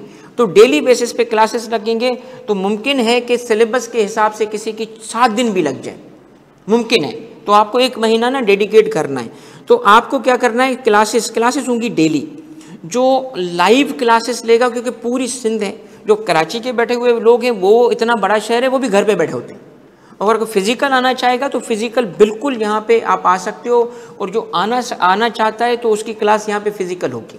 विच मीन्स कि हमारी लाइव क्लास कैसे चलेगी, फिज़िकल यहाँ से क्लासरूम से, और जैसे मैं इस वक्त आपसे डील कर रहा हूँ, इस वक्त क्लास में फिजिकली भी हैं, आप लोग लाइव भी बैठे हो, और आप लाइव भी उसी वक्त सेम टाइम पे आके क्लास अटेंड कर सकोगे, और टीचर से इंटरेक्ट कर सकोगे। इसी तरह जैसे आप अभी चैट बॉक्स में सवाल लिख रहे हो, हमारे टीचर्स पे ट्रेंड है ऑलरेडी, वो देखते हैं, सवाल को कैटर करते होते हैं।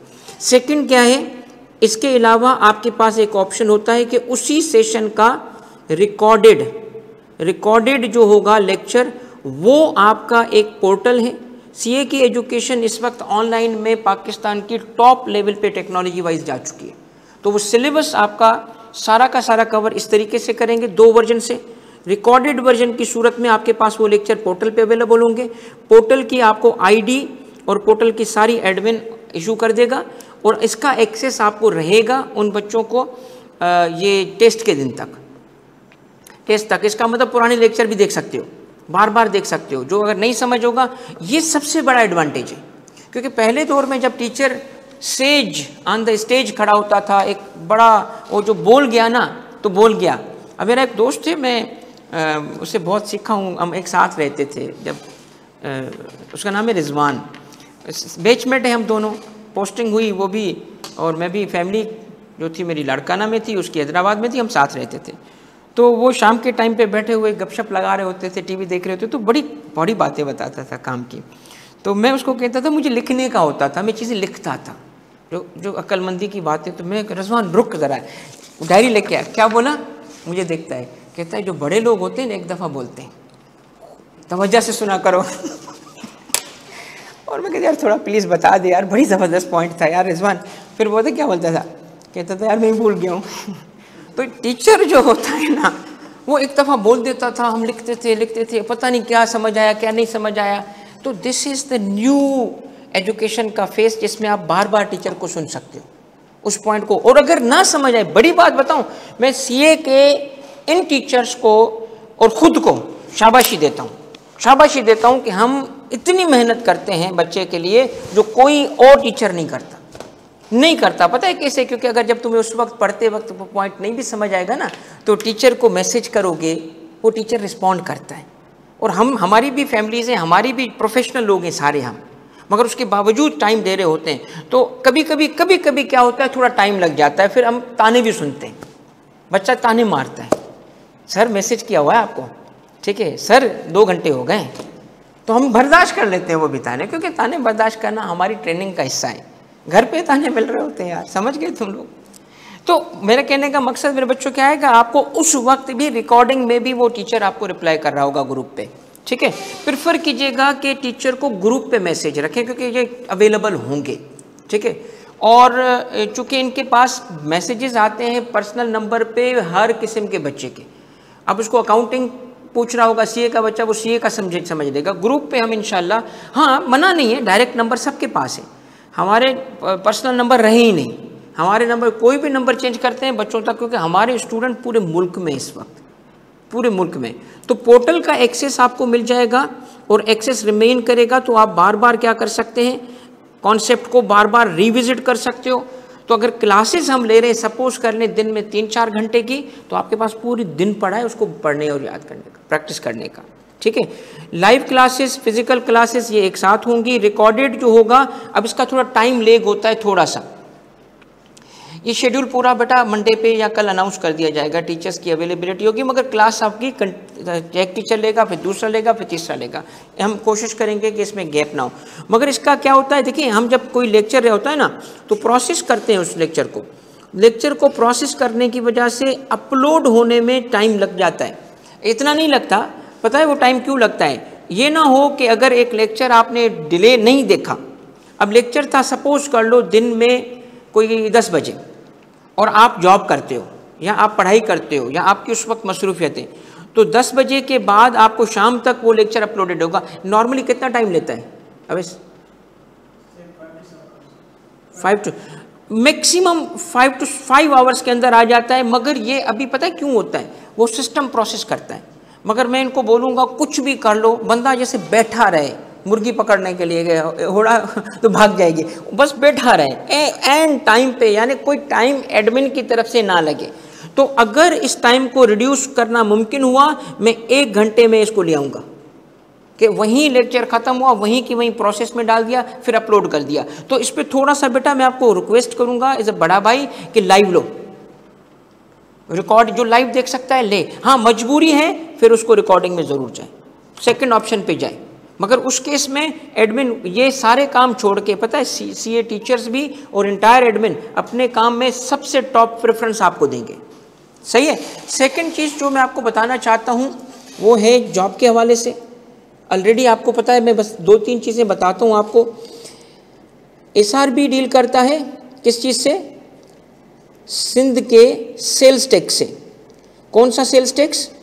Sales tax on services. बस बाकी चीज़ें मैं आपको वीडियो में बता चुका हूँ, बस एक चीज़ आपको बताना यहाँ पे मकसद है। फिर मिस को रिक्वेस्ट करेंगे, फिर सर अरसलान आएंगे और फिर हम एल्विन का मैं आपको बता चुका हूँ। जिस बच्चे ने बाद में ज्वाइन किया है कि sir Alvin was here but he had to rush back to home, उनकी बेटी की तबीयत थोड़ी सी ठीक नहीं थी इस वजह से, तो इमरजेंसी की वजह से, but he'll be joining us. वो कोई वीडियो वगैरह भेज देगा तो आप ग्रुप पे डाल दीजिएगा ताकि उनका मैसेज भी बच्चों तक आ जाए। तो Sindh sales tax on services क्या है? रुको और उसकी फ्यूचर देखो। Future sales tax on services, आप देखिए आपके मुल्क में इनकम टैक्स कलेक्ट करना आसान है कि सेल्स टैक्स कलेक्ट करना आसान है? सेल्स टैक्स कलेक्ट करना आसान है क्योंकि इनडायरेक्ट टैक्स से पास ऑन हो जाता है। जब एक बिजनेसमैन पे टैक्स लगता है ना तो वो गुड्स को टैक्स कर देता है और आगे पास ऑन कर देता है, तो देने में उसको कोई मसला नहीं है, ईजी है। ठीक है, जिसने टैक्स असल में भरना है उसको पता ही नहीं था कि टैक्स, वो तो प्राइस देख रहा होता है। तो दोनों तरफ से हाँ है तो ईजी है। दुनिया भर में डायरेक्ट टैक्स पे ज़्यादा फोकस होता है, पाकिस्तान में इनडायरेक्ट टैक्स है क्योंकि ईजी टू कलेक्ट है। जब ईजी टू कलेक्ट है इस वजह से ये टैक्स है। और इस वक्त इकॉनमी का मिस हमें गाइड करेंगी कि कितने परसेंट, जो मैंने सुना है वो तो कहते हैं कि तकरीबन 60% जो है वो सर्विसेज है। सर्विस इंडस्ट्री ज़्यादा ऐसे है ना, तो ज़्यादा है मुल्क में इंडस्ट्री ज़्यादा सर्विस की बनती जा रही है। और ये डिजिटल और डिजिटाइज्ड सर्विसेज के बाद तो और सर्विसेज का दौर ज़्यादा आ रहा है। तो जो चीज़ें पहले फिजिकल फॉर्म में हुआ करती थी, वो एक कहावत है कि anything that can be digitised will be digitised, तो डिजिटाइज होती जा रही है। तो इसीलिए सर्विसेज की अहमियत भी बहुत ज़्यादा, इस टैक्स की सर्विस अहमियत भी बहुत ज़्यादा। तो मैं आपको बताता हूँ कि फ्यूचर फिर इस सर्विस का है। क्यों इस सर्विस का? नॉट बिकॉज कि मैं चूँकि SRBN हूँ, मतलब मैं अपने असल घर को ना भूल चुका हूँ। ठीक है, कैसे भूल चुका हूँ? मेरा असल घर बिहार है मगर मेरा दिल यहाँ है क्योंकि मुझे पता है कि मैं यहाँ ज़्यादा कंट्रीब्यूशन कर सकता हूँ, यहाँ मैं कुछ चेंज ला सकता हूँ। अल्हम्दुलिल्लाह I am in the founding members में। मुझे विदिन 1 ईयर हुआ था तो मैंने ज्वाइन किया था SRB को। कब मैंने ज्वाइन किया था? 2012 में। And I spend 5 years there. Founding लोगों में से मेरा शुमार होता है, बड़ी मेरी कंट्रीब्यूशन है उस दायरे के लिए, 5 साल। फिर then they have called me again, तो अब मेरा 2nd टर्म है वहाँ पे इस वक्त। ठीक है, तो अब मुझे पता है। तो SRB क्यों फ्यूचर का इदारा है? अब इसकी दूसरी एग्जांपल सुने। जब ये FBR टैक्स कलेक्ट कर, FBR की कोई मैं कोई बुराई नहीं कर रहा, FBR के अंदर जो फिर जो चूँकि बड़ा डिपार्टमेंट है ना, बहुत बड़ा है, इतना बड़ा डिपार्टमेंट है कि उसमें प्रॉब्लम होंगी ही होंगी। उनके अपने इश्यूज़ हैं, फिर उनका अपना रोल है, वो अलग मुजाहिद हैं फिर।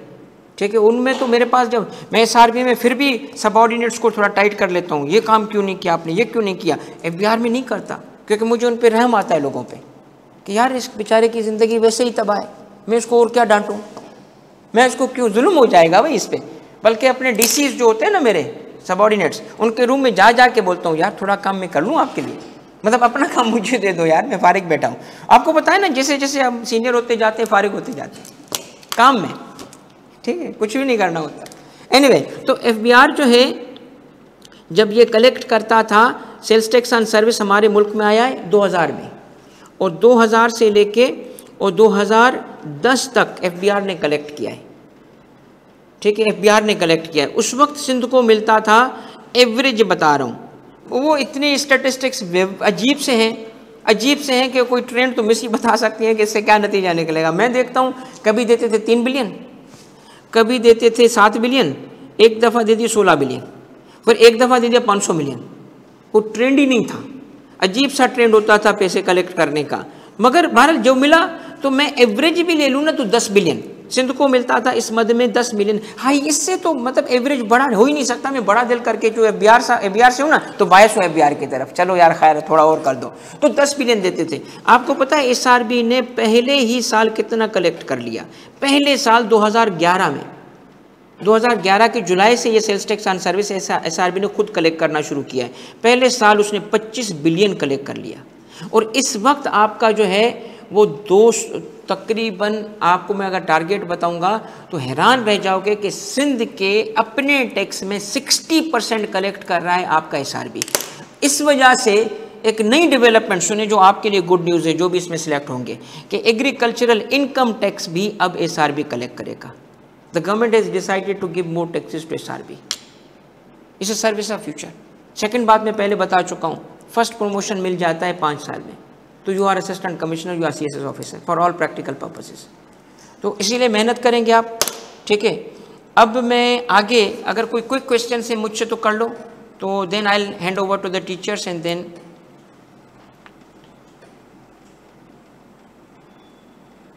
अच्छा, ये सर्वर ने पूछा है कि सेल्स टैक्स ऑफिसर्स के पर्सनल ऑफिस होते हैं। बेटा वहाँ कमिश्नर का भी पर्सनल ऑफिस नहीं होता, सरकार के ऑफिस होते हैं, हम सिर्फ बैठने जाते हैं। ठीक है, देखिए बेटा ये चीज़ें बाद में सोचेंगे, जब हो जाए सिलेक्ट, मैं वहाँ पे हूँ इंशाल्लाह। तुम्हें अगर अलग से ऑफिस चाहिए होगा तो मैं सिस्टम चेंज कर दूंगा। Basically SRB right now Shaheen complex में है, कराची के शाहीन कॉम्प्लेक्स रेंटेड प्रेमिसेस है। वो जगह ऐसी है कि IIT चुंदरी का रोड के बिल्कुल स्टार्ट पे है, तो फाइनेंशियल हब के करीब रखना था। एक तरफ CM हाउस, एक तरफ सेक्रेटेरिएट, इसी जगह रखना था जहाँ पे जल्दी से जो है ना मूवमेंट हो सके। टैक्स पेयर को आना भी आसानी है, वहाँ से HBL बैंक सारे निकलते 2 मिनट में आ जाते हैं, यहाँ से हम निकलते हैं CM हाउस। तो इसीलिए ना उसकी लोकेशन की वजह से हम वहाँ रुके, और वहाँ इसलिए रुके ताकि हमें बेस्ट लोकेशन मिल रही थी। रेंटेड प्रेमिसेस है यार, तो रेंटेड प्रेमिसेस में स्पेस का इशू है। गवर्नमेंट इसके लिए सेपरेट बिल्डिंग के पैसे दे चुकी है, फिर तो प्यून को भी अलग कमरा देंगे हम इंशाल्लाह, टेंशन ना लें। अलग कमरों का ये सिंधियों को बड़ा इशू होता है, हैं भाई अफसर बनना है तो बस गाड़ी हो। यार ये इममटीरियल चीज़ें आगे तो आओ, आगे तो आओ, खुद बना लोगे। ये मसले हम भी सोचते थे, ठीक है, गाड़ी कौन सी होगी, ये क्या होगा, यार ये पीछे रह जाती हैं। मैं एक छोटी सी एग्जांपल बताऊं बस इस चीज़ की, मगर ये मिलेगा, सब मिलेगा, वक्त के साथ मिलता है। असल चीज़ पता है क्या है, पैसे कितने मिलेंगे हलाल के, इतने पैसे किसी जॉब में नहीं मिलते हैं। 16 ग्रेड की जॉब, वो qualified chartered accountant, qualified chartered accountant वहाँ 16 ग्रेड की जॉब करता है। मैं एक स्टूडेंट था, एक स्टूडेंट छोड़ के गई है, उसने मुझे कॉल की, सर वो मैं SRB में सिलेक्ट हो गई हूँ तो मैं ज्वाइन करना चाहती हूँ, आपकी ब्लेसिंग्स चाहिए थी। आप भी, उस वक्त मैं SRB से वापस जा चुका था। तो मैंने कहा बेटा मुबारक हो, असिस्टेंट कमिश्नर बन गई हो। नहीं सर मैं ग्रेड 16 में ज्वाइन किया। लिटरली मैं अपने बच्चों के साथ ये करता हूँ, जो स्टूडेंट्स है सबको पता है मेरा। मैंने कहा लानत तेरी शक्ल पे, तूने 16 ग्रेड ज्वाइन किया। सर हाँ तो क्या मसला है इसमें। मैंने कहा क्वालिफाइड चार्टर्ड अकाउंटेंट हो, 16 पे गई हो, तुम्हें 17 से नीचे जाना ही नहीं चाहिए था। कहती है सर जिस फर्म में मैं काम करती हूँ उसने उसका नाम बताया, वहाँ जो मुझे सैलरी मिलती है उससे ज़्यादा इधर है, मैं पैसे देखूंगी या ग्रेड देखूंगी। मैंने कहा अच्छा वहाँ इतनी सैलरी थी। कहती हाँ, और कहती है यहाँ तो बोनस है, सीधी सीधी मेरी सेविंग है। बिलीव मी, आपको प्राइवेट सेक्टर से ज़्यादा पैसे देता है सर, बेहतरीन माहौल देता है। तो ये चीज़ें मैटर करती हैं। ये वो जाके सलाम किया है, सुन लो। मैं गया था बहावलपुर बलोच रेजिमेंट में, एज उसको बोलते थे CGO, civil gazetted office, CSS officers को फौज की ट्रेनिंग देते हैं। तो आई एम अ प्राउड फौजी एज वेल। तो सारी चीज़ें, वर्दी सब सिखाते हैं, ट्रेन करते हैं, सारी चीज़ें मैंने फॉलो की। एक चीज़ मैं भी नहीं कर सका, वो जूता नहीं पहन सका उनका। उसके बाद घूम ही नहीं, एक जगह खड़ा हो जाता। ये भी इट्स नॉट, इतना डिफ़िकल्ट था कि मैंने उनको ऐसी ख़ास तौर पे रिक्वेस्ट की, एप्लीकेशन, गरीब इंसान की रिक्वेस्ट को माना जाए। And they were very grateful कि उन्होंने कहा चलो नकली कैप्टन हो तुम, नहीं तुम्हें जूते जो है ना हम नहीं पहना रहे। तो मैं अपने शूज़ के अलावा शूज़ पहनता था। और उसके बाद जो निकला, अब जैसे वहाँ पे BOQs होते थे, बैचलर ऑफिसर्स क्वार्टर्स कहलाते थे, तो वहाँ से निकलते थे, थोड़ा डिस्टेंस पे जाना होता था तो पैदल जाते थे। तो रास्ते में हर सिपाही, हर बंदा रैंक देखता था, कैप देखता था कि ऑफिसर है, मुझे सलाम करता था। उनका सलाम का, हर फौजी के यूनिट का अलग सलाम होता, हमारा ये होता था। ऐसे आदत पड़ गई अभी भी, सलाम बीवी को करना पड़ता है ना, इसलिए आदत नहीं हो, सलाम। ओके, तो वो सिखाते हैं कि जी हाथ यहाँ से मूव करेगा, ये फलान यूनिट का है, यहाँ से आएगा, ये हमारा ये था बलोच रेजिमेंट का, टच नहीं करेगा। तो जहाँ जाओ सलाम। अच्छा एक ड्राइवर है बेचारा, ट्रक चला रहा है, चलाते वक्त सलाम। हालांकि driver is not suppose to do it, साथ वाला is suppose to do it. एक दफ़ा तो बेचारा साइकिल पे जा रहा था, साइकिल रोकी, नीचे आया, सलाम। मैंने कहा अच्छा वाह, भाई को सलाम पढ़े। फिर एक दफ़ा कहीं से गुजरे तो जैसे प्रॉपर नहीं होता, ड्रिल करके ठा ठा ठा करके सारे लोग सलाम कर रहे। एरा तो खुशी का मतलब मैं हवा में होता था। 2 दिन, तीसरा दिन आया, मैंने कहा यार मुझे भी तो जवाब देना पड़ा बार बार, ये क्या यार, सिविलियन हूँ यार। चौथे दिन मेरा यकीन करें सारा कुछ, मैं कहा क्या फजूल चीज़ है ये। तो वो 2 दिन की कुछ चीज़ें होती हैं वक्त के साथ जो है ना। Eight the end of the day बेटा व्हाट इज़ इम्पोर्टेंट, मैं आपको अपने 20 साल की नौकरी से तजर्बा बता रहा हूँ। Rank is not important, position is not important. इससे आपके बच्चे की तालीम नहीं हो सकेगी, इससे आपके बच्चे को खुशियाँ नहीं मिल सकेंगी। मनी इज़ इम्पॉर्टेंट, और वो हलाल की हो तो इस जैसी और कोई बात ही नहीं है। तो at the end of the day what matters is the money that you take home, उससे आपका लाइफ स्टाइल इंप्रूव होगा। सरकारी घर, सरकारी गाड़ियाँ, पता है सरकारी, मैं भी सरकारी घर में रहता हूँ, मुझे भी सरकारी गाड़ी है, मगर सरकारी घर जो है ना वो एक उसकी तरह है, अफ्यूम की तरह। अफ्यूम पता है क्या है? नशा है, अफ्यूम की तरह है नशा। सरकारी घर मिला हुआ है ना, सुकून में बैठे हो तुम, हाँ सरकारी घर है, बस मैं तो रिटायरमेंट तक। उसके बाद बेटा जब जाओगे ना अपनी प्रॉपर्टी भी नहीं होगी, ठीक है। रिटायर्ड लोग जो होते हैं अगले 2 साल में मर क्यों जाते हैं यार? वो जो उनको नशा मिल रहा होता है ना डेली, वो बंद हो जाता है, हर जगह इज्जत, हर जगह। फिर वो उनको चली जाती है सडनली रिटायरमेंट के बाद, क्योंकि रैंक और पोस्ट की इज्जत होती है बस। तो बेटा मैं तो कहता हूँ कि ज़िंदगी में मेरा एक उसूल था जो अभी तक मैं नहीं कर सका, मगर अभी मुझे चांस है वैसे, और वो पता है क्या था? वो था 50 ईयर्स पे रिटायरमेंट लेना।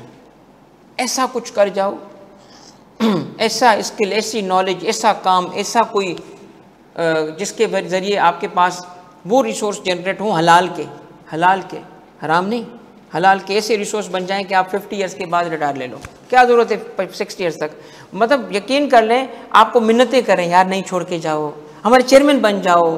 अच्छा छोड़ दो ना, आप तुम नौकरी छोड़ चुके हो, चेयरमैन आके बनो, और आपको नहीं यार मुझे यार वो जाना है, यूरोप जाना है, ठीक है, मुझे फलानी जगह जाना है, तो इतना कर लो, 50 ईयर में रिटायरमेंट ले लो यार, क्या ज़रूरत है 60 साल तक। वो एक हमारे उस्ताद थे, वो कहते थे कि जो सरकारी नौकरी है ना, सरकारी नौकरी सिर्फ लोग इसलिए करते हैं कि पेंशन मिलता है, ऐसा है, पेंशन के लिए करते हैं ना हम लोग, पेंशन। वैसे चाहे उसके लिए पूरी ज़िंदगी कुत्ते की तरह गुजरे बेटा, ज़िंदगी तो अच्छी गुजरे, तो इस साल भी आपको अच्छी ज़िंदगी दे रहा है। थैंक यू वेरी मच बेटा, आई होप कि ये चीज़ें आपके लिए यूज़फुल थी। अब मैं मिस को रिक्वेस्ट करूँगा कि वो थोड़ा सा आपको गाइड करे सब्जेक्ट के हवाले से और अपने बारे में थोड़ा सा बताए। She will take around 20 minutes, ठीक है। उसके बाद सर असलान आएंगे, he will also take around 20 minutes. और फिर चूँकि शो इनका है, आज मैंने इसलिए ज़्यादा लिया कि मेरी बारी ये थी, ओके। फिर मैं आऊँगा एंड पे आके इंटरव्यू के लिए, तो आप लोगों का फिर होगा। तो मिस बिस्मिल्लाह। सर काफ़ी हद तक बता चुके हैं हम सब के बारे में लेकिन थोड़ा बहुत जो है आप लोगों को अपना इंट्रोडक्शन दे दूं। बेसिकली जी कराची यूनिवर्सिटी से मैंने मास्टर्स किया था इकोनॉमिक्स में 2018 में, और अल्हम्दुलिल्लाह कुछ होते हैं ना स्टूडेंट्स बहुत ज़्यादा पढ़ाकू वाले, बहुत ज़्यादा पढ़ने वाले, तो उनमें से एक रही हूँ मैं। तो I am double gold medallist in economics अल्हम्दुलिल्लाह। ग्रेजुएशन में, मास्टर्स में, दोनों में मेरा गोल्ड मेडल रहा इकनॉमिक्स के अंदर। अभी करंटली जो है वो एमएस कर रही हूँ मैं इकनॉमिक्स में फ्रॉम IOBM, और कोर्स वर्क अल्हम्दुलिल्लाह मेरा कंप्लीट हो गया, जस्ट थीसिस वर्क चल रहा है, तो इंशाल्लाह एमफिल मेरा कंप्लीट हो जाएगा विद इन 1 ईयर। अच्छा 2018 में क्वालिफाई किया मैंने, ठीक है। उसके बाद जो है वो 2019 में सर तारिक ने अप्रोच किया, और जब से जो है वो मैं अभी तक CA इंडस्ट्री से एसोसिएट कर रही हूँ, और यहाँ मैं क्या कहते हैं इकनॉमिक्स का सब्जेक्ट डील कर रही हूँ। तो 5 साल मुझे हो चुके हैं इकनॉमिक्स का सब्जेक्ट डील करते हुए। अब देखिए मैं इधर उधर की बात नहीं करूँगी, टू द पॉइंट बात करते हैं टेस्ट के हवाले से। तो अगर आप लोगों ने सिलेबस देखा हो क्या कहते हैं टेस्ट का, और स्पेशली इकनॉमिक्स का एरिया आपने देखा हो, तो आपको मैं इकनॉमिक्स के हवाले से थोड़ा सा गाइड करूं कि अच्छा मुझे एक और चीज़ भी आप लोगों की तरफ से फीडबैक चाहिए। मुझे थोड़ा सा बताइएगा कि आप लोगों में से कितने स्टूडेंट्स ऐसे हैं जो कि इकनॉमिक्स जिन्होंने पहले नहीं पढ़ा है, जिनका ये फर्स्ट टाइम है, पहली दफ़ा इकनॉमिक्स पढ़ेंगे, ऐसे कोई स्टूडेंट हैं यहाँ पे?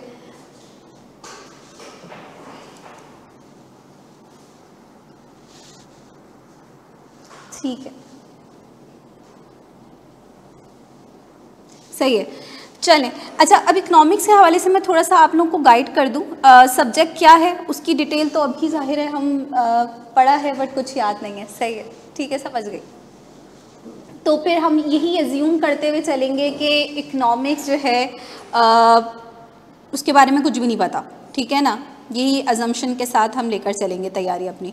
अब इकनॉमिक्स मैं थोड़ा सा आप लोगों को गाइड कर दूं। बेसिकली क्या है कि हम इकनॉमिक्स को जो है ना वो 2 मेन ब्रांचेस में डिवाइड कर रहे होते हैं, माइक्रो इकनॉमिक्स और मैक्रो इकनॉमिक्स। माइक्रो इकनॉमिक्स में क्या होता है, माइक्रो इकनॉमिक्स में हम चीज़ों को बहुत जो है डिसएग्रीगेटेड वे में देख रहे होते हैं। आप यूँ समझ लें कि भाई इंडिविजुअल लेवल पे हम देख रहे होते हैं कि कंज्यूमर का क्या बिहेवियर होता है, एक फर्म का क्या बिहेवियर होता है। तो अगर आप अपना सिलेबस देखेंगे, अगर आपके पास सिलेबस होगा, तो इकनॉमिक्स के अंदर माइक्रो इकनॉमिक्स में जो पोर्शन आपसे टेस्ट किया जाएगा उसमें सिंपल कॉन्सेप्ट हैं, law of demand and supply है, ठीक है। ये मैं कुछ टॉपिक्स यहाँ पे मेंशन कर रही हूँ, अगर आपके पास सिलेबस होगा तो आपको वो दिख भी रहे होंगे। फैक्टर्स ऑफ प्रोडक्शन है, मार्केट स्ट्रक्चर है जिसमें आपकी 4 मार्केट्स आ जाती हैं, इलास्टिसिटी का कॉन्सेप्ट आ जाता है, ठीक है ना। ये सारे आपके टॉपिक्स हैं जो माइक्रो से टेस्ट किए जाएंगे, ठीक है। और इसी तरीके से मैक्रो बेसिकली एग्रीगेट लेवल पे बात करता है, पूरी इकोनॉमी के बारे में बात कर रहा होता है। तो मैक्रो के अंदर हम पाकिस्तान की जीडीपी के हवाले से बात करेंगे, जीडीपी किसे कहते हैं, जीडीपी क्यों इम्पॉर्टेंट है, उसकी मेजरमेंट क्यों हम मेजर कर रहे होते हैं, अनएम्प्लॉयमेंट और इन्फ्लेशन के हवाले से हमारी डिस्कशन रहेगी मैक्रो के पोर्शन में, ठीक है ना। फिर आपको पता है कि हमारी इकोनॉमी में 2 तरीके की पॉलिसीज़ लगाई जाती हैं, 2 पॉलिसीज़ जो हैं वो लगाई जाती हैं, एक जिसको हम कहते हैं फिस्कल पॉलिसी जो कि गवर्नमेंट लगा रही होती है, और दूसरी आपकी कहलाती है मॉनेटरी पॉलिसी जो बेसिकली किसी भी कंट्री का सेंट्रल बैंक लगा रहा होता है। तो फिस्कल और मॉनेटरी पॉलिसी एक बड़े इंपॉर्टेंट एस्पेक्ट है, इनसे काफ़ी टेस्टिंग होती है कि भाई किस तरीके से ये पॉलिसी लगाई जाती है, इसका क्या ऑब्जेक्टिव होता है, ठीक है ना। तो ये सब एरिया आपका जो है वो रहेगा।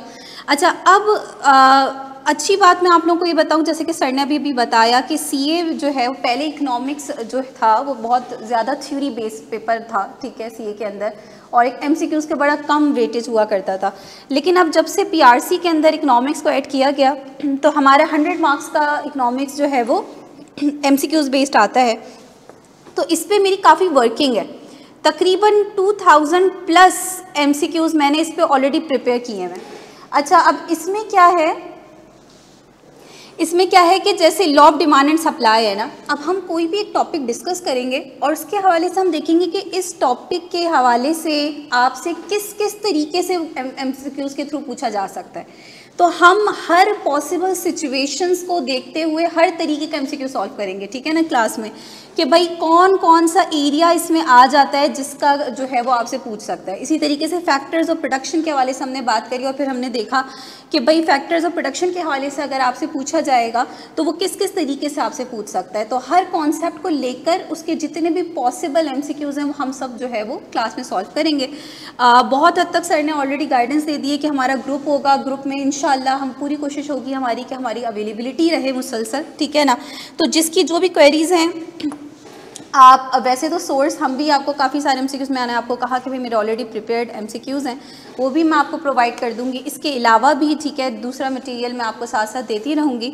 तो ये है कि भाई जो भी आप लोगों की क्वेरीज़ होंगी इंशाल्लाह पूरी कोशिश रहेगी कि जो भी जो है वो आप ग्रुप में पूछें उसको टाइमली जो है वो हम रिस्पॉन्ड करें।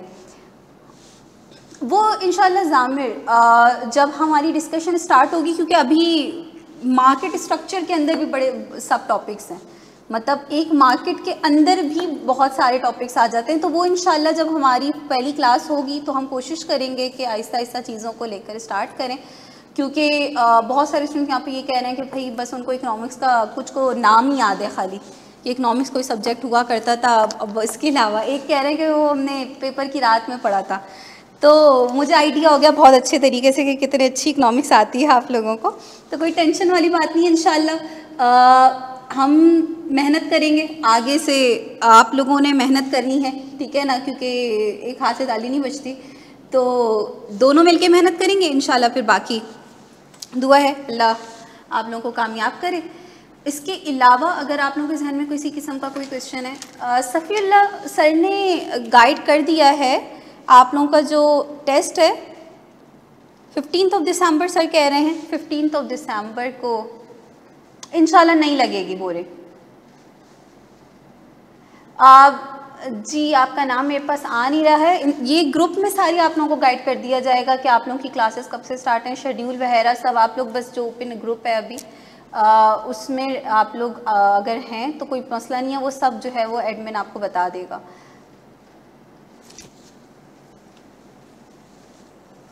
बुक में पीडीएफ आप लोगों को दे दूंगी, बाय अगर आप लोग करना चाहते हैं तो आप वो भी कर सकते हैं। बाकी ये कि मैं आपको पीडीएफ भी दे दूंगी, अभी पीडीएफ के थ्रू आप चल लीजिएगा, कोई प्रॉब्लम नहीं है। और एमसीक्यूज़ वगैरह भी आपको पीडीएफ फॉर्म में मिल जाएंगे बुक में। जी चैप्टर वाइज एमसीक्यूज़ हैं उसमें, ठीक है ना। बुक में जो है वो चैप्टर वाइज MCQs हैं और इसके अलावा भी जो है वो पूरा MCQs बैंक मैंने तैयार किया हुआ है, वो भी मैं आप लोगों से शेयर कर दूँगी। सही है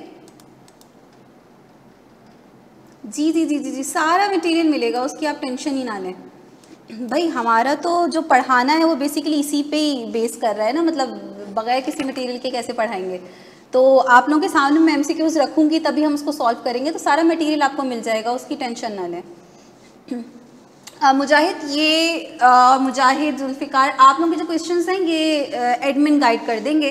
फ़ीस के हवाले से भी ग्रुप में आई थिंक बात हो गई है, तो वो अभी एक दफ़ा दोबारा से जो है ना वो मैसेज चला देंगे कि भाई फ़ीस क्या है और शेड्यूल क्या होगा, ठीक है, कितने घंटे की टाइम ड्यूरेशन, क्या टाइम ड्यूरेशन होगा क्लास का, ये सारी चीज़ें अभी जो है ना वो एडमिन गाइड कर देगा आप लोगों को, ठीक है ना। बस मेरी तरफ से इतना ही है। अगर किसी ने बाकी ये कि हमारी फ़र्स्ट क्लास होगी तो उसमें आप लोगों को आइडिया हो जाएगा कि चीज़ें किस तरीके से लेकर चली जाएंगी।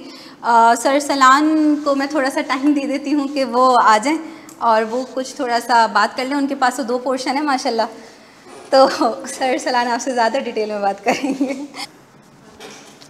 और ऑनलाइन स्टूडेंट्स ख़ास तौर पे चूँकि इंटीरियर सिंध से बिलोंग करते हैं मेजॉरिटी स्टूडेंट्स, तो साईं छाना खैरा खुशां ठीका, बस इससे ज़्यादा सिंधी नहीं आती मुझे, इतनी सीखी है मैंने अब तक।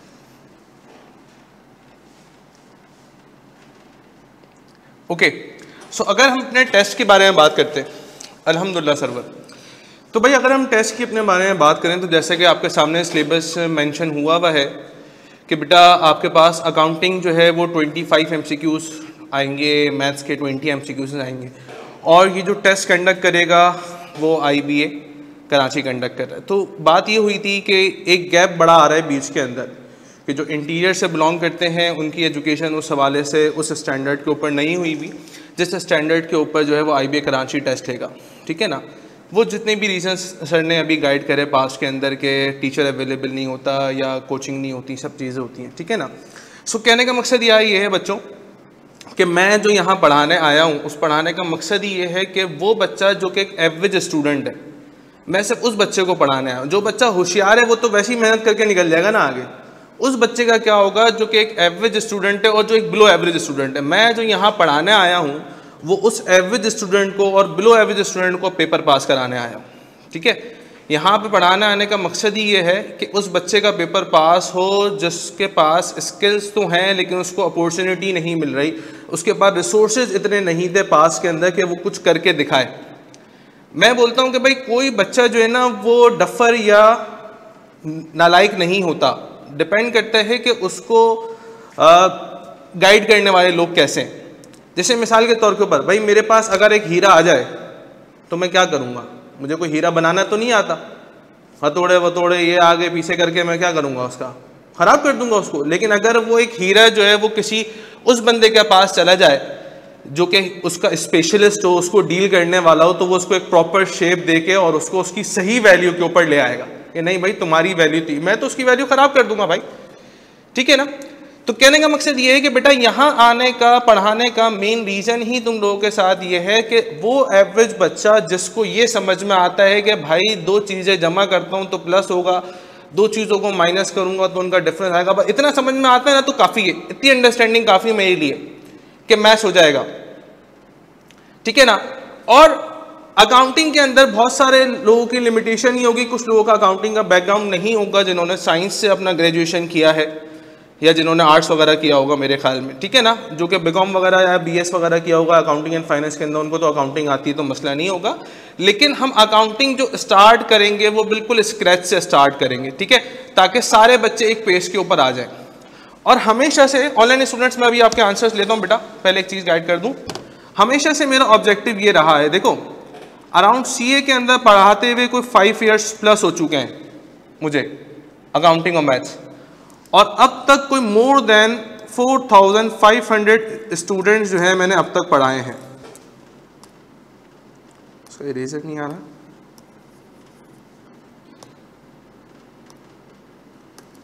कितने स्टूडेंट्स पढ़ाए भाई? 4500 के करीब बच्चा जो है वो अब तक CA का मैंने पढ़ा दिया अक्रॉस पाकिस्तान, ठीक है ना, पूरे पाकिस्तान में, जिसमें इंटीरियर के बच्चे भी शामिल हैं, पंजाब के भी हैं, बलूचिस्तान के भी हैं, KP के भी हैं और कराची के भी हैं, ठीक है। आपको क्या लगता है रिजल्ट का परसेंटेज क्या है, पासिंग रेशो क्या है? सीए का पासिंग रेशो तो वैसे ही खराब है भाई, लोगों को लगता है काफ़ी मुश्किल क्वालिफिकेशन है और नहीं आना चाहिए इस क्वालिफिकेशन के अंदर। जी भाई, तो मेरा पासिंग रेशो अल्हम्दुलिल्लाह कितना लिखा, 98% प्लस। मतलब अगर 100 बच्चे पढ़ाए हैं तो उसमें से 98 तो होंगे ही होंगे पास, कोई 2 होंगे नालायक जिन्होंने खुद नहीं मेहनत नहीं करनी, जिन्होंने खुद अपना मुस्तकबिल नहीं बनाना, तो वो बच्चा फेल हो जाएगा।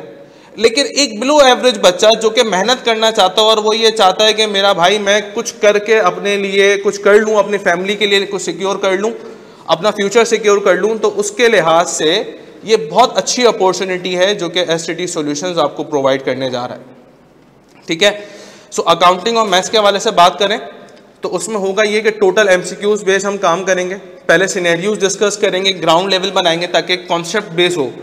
अच्छा, अकाउंटिंग और मैथ्स की क्लासेस के बारे में एक और चीज़ बताऊं कि ये सारी क्लासेस ना कनेक्टेड होती हैं एक दूसरे से। आप एक क्लास मिस करोगे, नेक्स्ट क्लास में कुछ समझ नहीं आने वाला। सो बाय एनी चांस अगर आप लाइव या फिजिकल क्लास नहीं ले सकते, ठीक है ना, और लाइव और फिजिकल क्लास नहीं ले सकते तो आप रिकॉर्डेड क्लास ले सकते हो। मेरे टाइम पे पता है क्या होता था, मेरे टाइम के ऊपर टीचर बोर्ड के ऊपर पढ़ाता था सीए के अंदर। मैं अल्हम्दुलिल्लाह फाइनलिस्ट हूँ सीए का, और भी बहुत सारी क्वालिफिकेशंस हैं, वो कभी डिटेल डिस्कस करेंगे, अभी तो वो टॉपिक नहीं हमारा। सो कहने का मकसद ये, मेरे टाइम के ऊपर ना टीचर बोर्ड के ऊपर पढ़ाता था, अगर मैं 10 मिनट लेट हुआ हूँ और उसने बोर्ड पे पढ़ा के मिटा दिया है, अब तो लेक्चर गया मेरा, ठीक है ना। अब वो लेक्चर किससे सीख लो भाई, दोस्त से सीख लो जिसके आधे खुद समझ में आया हो, मतलब टीचर मुझे लिफ्ट नहीं कराएगा। लेकिन अब टोटल ही डिफरेंट सिनेरियो हो चुका है। अब रिकॉर्डेड लेक्चर्स आपके पास अवेलेबल होते हैं, बाय एनी चांस के भाई लाइट नहीं थी या हम ट्रेवल नहीं कर सकते थे, तो हो सकता है कि आप रिकॉर्डेड क्लास ले लो, सेम डे के ऊपर लेक्चर अपलोड हो जाएगा, सेम डे के ऊपर आप लेक्चर ले लो, कोई भी क्यूरी हो फटाफट व्हाट्सएप करें, ठीक है। ग्रुप में सारी टीचर्स जो है ना वो एक्टिवली पार्टिसिपेट करेंगे, और ग्रुप में क्योंकि नंबर ऑफ स्टूडेंट ज़्यादा होंगे, क्यूरीज ज़्यादा होंगी, तो जब भी आप सवाल पूछो तो टीचर को टैग लाजमी करो उसके अंदर।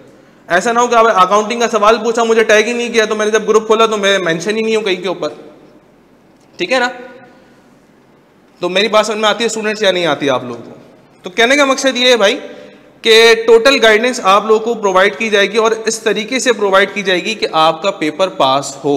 मेन ऑब्जेक्टिव हमारा ये है पेपर पास करना, बाकी उसके बाद की कहानी जो भी छशके वगैरह होंगे, जो भी बेनिफिट्स हमें मिलेंगे जॉब हासिल करने के बाद, वो तो अलग बात है। अभी हमारा करंट ऑब्जेक्टिव ये है पेपर पास करना, जो कि ड्यूरेशन है हमारी 1 मंथ। मैं कोशिश ये करूँगा कि अपनी क्लासेस, चूँकि सबसे ज़्यादा एरिया मेरे पास है, अराउंड 45% सिक्योर तो मैंने ही करवाना है, और मैं कोशिश ये करूँगा कि अपनी क्लासेस अराउंड कोई एटलीस्ट 6 डेज़ वीक में शेड्यूल करूँ। एटलीस्ट 6 का मतलब है मैं 7 डेज़ के ऊपर भी जाऊँगा, मुझे संडे को बुलाना होगा, मैं संडे को भी बुलाऊँगा आप लोगों को, ठीक है। तो आप लोगों की जिम्मेदारी ये बनती है कि आप लोग अगर ऑनलाइन क्लास लेना चाहते हैं तो भाई ऑनलाइन क्लास टाइम पे मौजूद हो। 11 से 11 बजे क्लास स्टार्ट होनी है, तो मैक्सिमम 11:05 तक आप क्लास ज्वाइन करो। ऐसा नहीं हो कि भाई 11:30 बजे बच्चा ज्वाइन करो, बोलो भाई मुझे रिकैप दो, तो वो बच्चा जो 1500 बच्चा पढ़ रहा है और जो 11 बजे से क्लास ले रहा है, तो फिर उसका टाइम वेस्ट होगा, ठीक है ना। तो कहने का मकसद ये बेटा, आप लोगों की सिर्फ इतनी जिम्मेदारी बनती है अकाउंटिंग और मैथ से रिलेटेड कि जो आप लोगों को पढ़ाया जाए उसको डेली रिवाइज आप लोगों ने करना है, ठीक है ना। और मैं हर 2 दिन के बाद एक क्विज लाजमी भेजूंगा ग्रुप के ऊपर, हर 2 दिन गुजरेंगे एक क्विज लाजमी आएगा, ताकि प्रैक्टिस की आदत बने, एग्जाम्स के हवाले से आदत बने। कोई पास पेपर्स तो है नहीं, कोई मटेरियल तो है नहीं, सिर्फ एक टॉपिक है हमारे पास।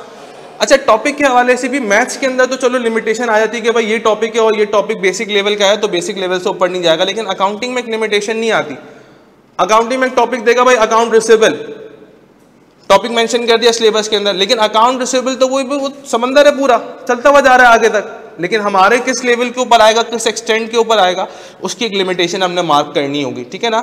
सो इंशाल्लाह मेरी पूरी कोशिश ये होगी कि अगर पेपर में डिफिकल्टी लेवल 4 आ रहा है, डिफिकल्टी लेवल पेपर में 4 आ रहा है, मेरे सीए की अप्रोच भी यही होती है, तो मैं आपको 4 तक के लेवल की प्रैक्टिस नहीं कराऊंगा, मैं आपको प्रैक्टिस कराऊंगा लेवल 6 तक की, ठीक है ना।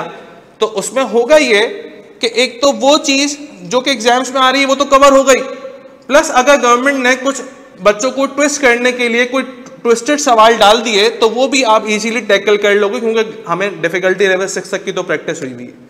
आ रही है मेरी बात समझ में नहीं आती?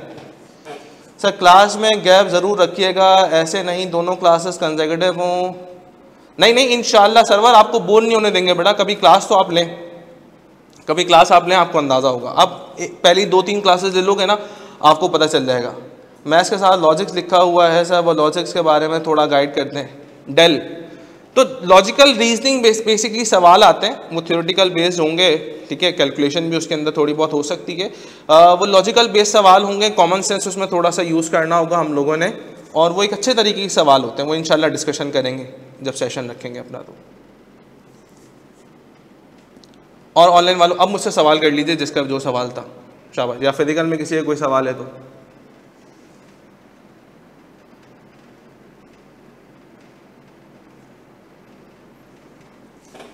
जी। ऑनलाइन स्टूडेंट्स, कैलकुलेटर अलाउड नहीं होता बेटा, कैलकुलेटर अलाउड नहीं होता। आपने सारा काम जो है वो मैनुअल करना है। ये एक लिमिटेशन है आपके पास कि कैलकुलेटर आपको अलाउ नहीं होता एग्जाम्स के अंदर। पॉसिबल क्लास ड्यूरेशन, देखिए कामरान, मेरी पॉसिबल क्लास ड्यूरेशन जो होगी वो अराउंड होगी 2 घंटे, 1.5 से 2 घंटे, ठीक है ना। अच्छा, बहुत सारे सवाल आ गए एकदम से, मैं जरा देख लूँ। 1 में कवर हो जाएगा सिलेबस विद प्रैक्टिस। सर्वर देखिए, सिलेबस कवर कराना मेरा काम है, प्रैक्टिस करना आपका काम है। अब मैं घर पे आके तो प्रैक्टिस नहीं करवा सकता, सिर्फ आप लोगों को वॉइस नोट के थ्रू, अपने वीडियो के थ्रू इंसिस्ट कर सकता हूँ कि मेरा भाई उठ जाओ पढ़ लो, उठ जाओ पढ़ लो, ठीक है। घर वाला काम आपका है, क्लास का काम मेरा है। Sir what will be the timings? 1 घंटा बहुत होता है, कोई मसला नहीं है, मैं 45 मिनट की क्लास लगाता हूँ, लेकिन सिलेबस कवर कराना है ना, ठीक है। अली हुसैन,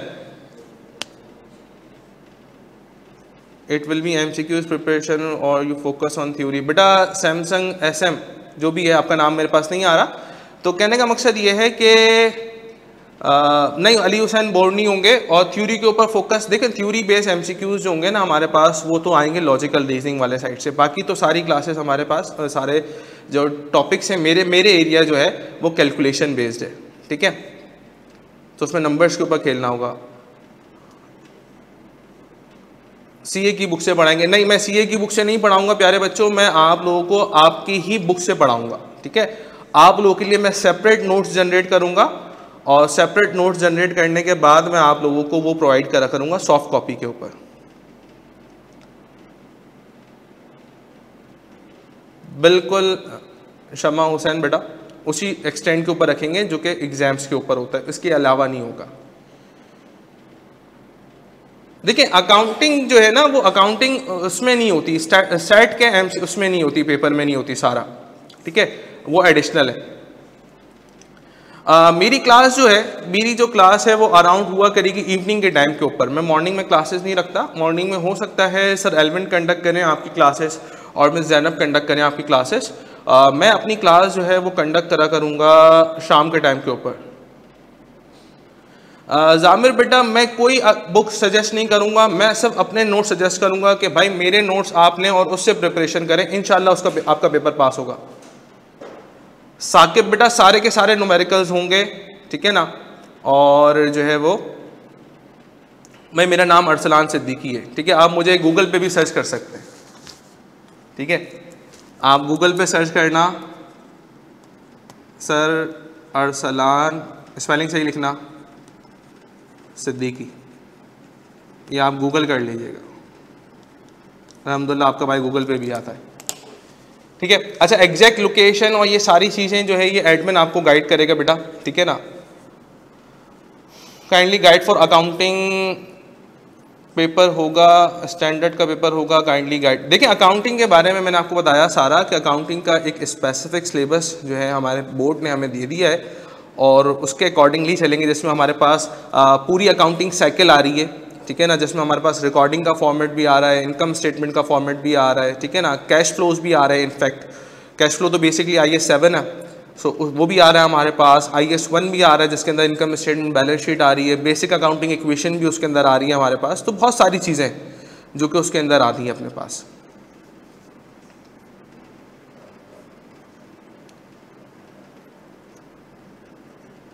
देखिए जुबैर मेमन, जुबैर मेरा बेटा, सीन कुछ ऐसा है कि रिकॉर्डेड लेक्चर्स को रेंडर होने में, डाउनलोड होने में, अपलोड होने में, क्योंकि लेक्चर्स जो हैं वो आपके पास हाइब्रिड सेशन के हैं, और बड़ी एक अच्छी क्वालिटी के लेक्चर्स रिकॉर्ड होते हैं, प्रीमियम लेक्चर्स जिसको हम लोग बोलते हैं। तो लेक्चर्स रिकॉर्ड होने के बाद चूंकि उनकी फाइल की लेंथ बहुत बड़ी होती है ना, अराउंड कोई 15 GB कितने इसका 20-25 GB का एक लेक्चर अपलोड, एक लेक्चर की वो होती है लेंथ, ठीक साइज उसका होता है।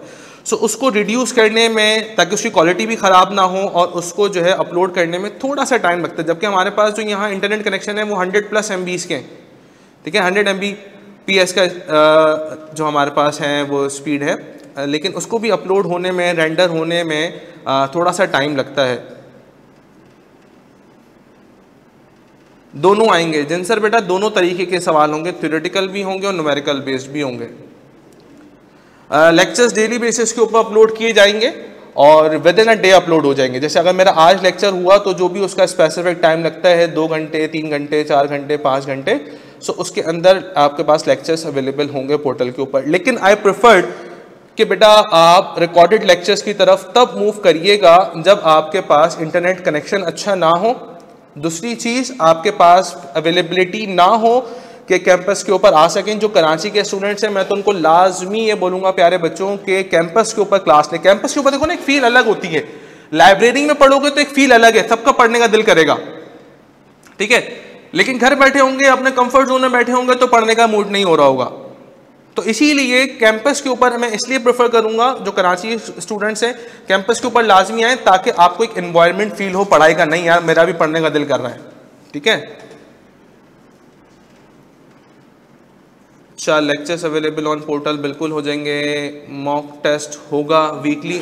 आरिफ बेटा मैंने ये बताया है कि मैं जो है वो हर 2 दिन के बाद क्विज लूँगा।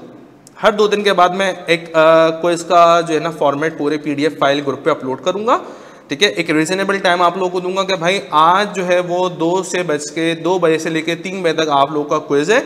ये 10 MCQs है, आप लोग पढ़ो, आपने पढ़ लिया है, आप इसको प्रैक्टिस करो। प्रैक्टिस करने के बाद मैं उसकी आंसर की अपलोड करूँगा। अब आप लोग एनालिसिस कर लेना कि भाई मेरे 10 में से 15 MCQs के अंदर से मेरे पास जो है वो 10 MCQs ठीक हुए, 5 गलत हुए, तो 5 गलत क्यों हुए, इसका रीज़न भाई मैंने तो पढ़ा है ना।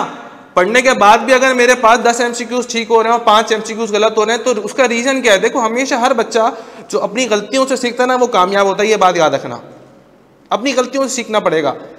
तो अगर मुझे अपनी गलतियां पता चल जाए इस 1 महीने के अंदर तो इंशाल्लाह भाई मेरा पेपर पास हो जाएगा, ठीक है।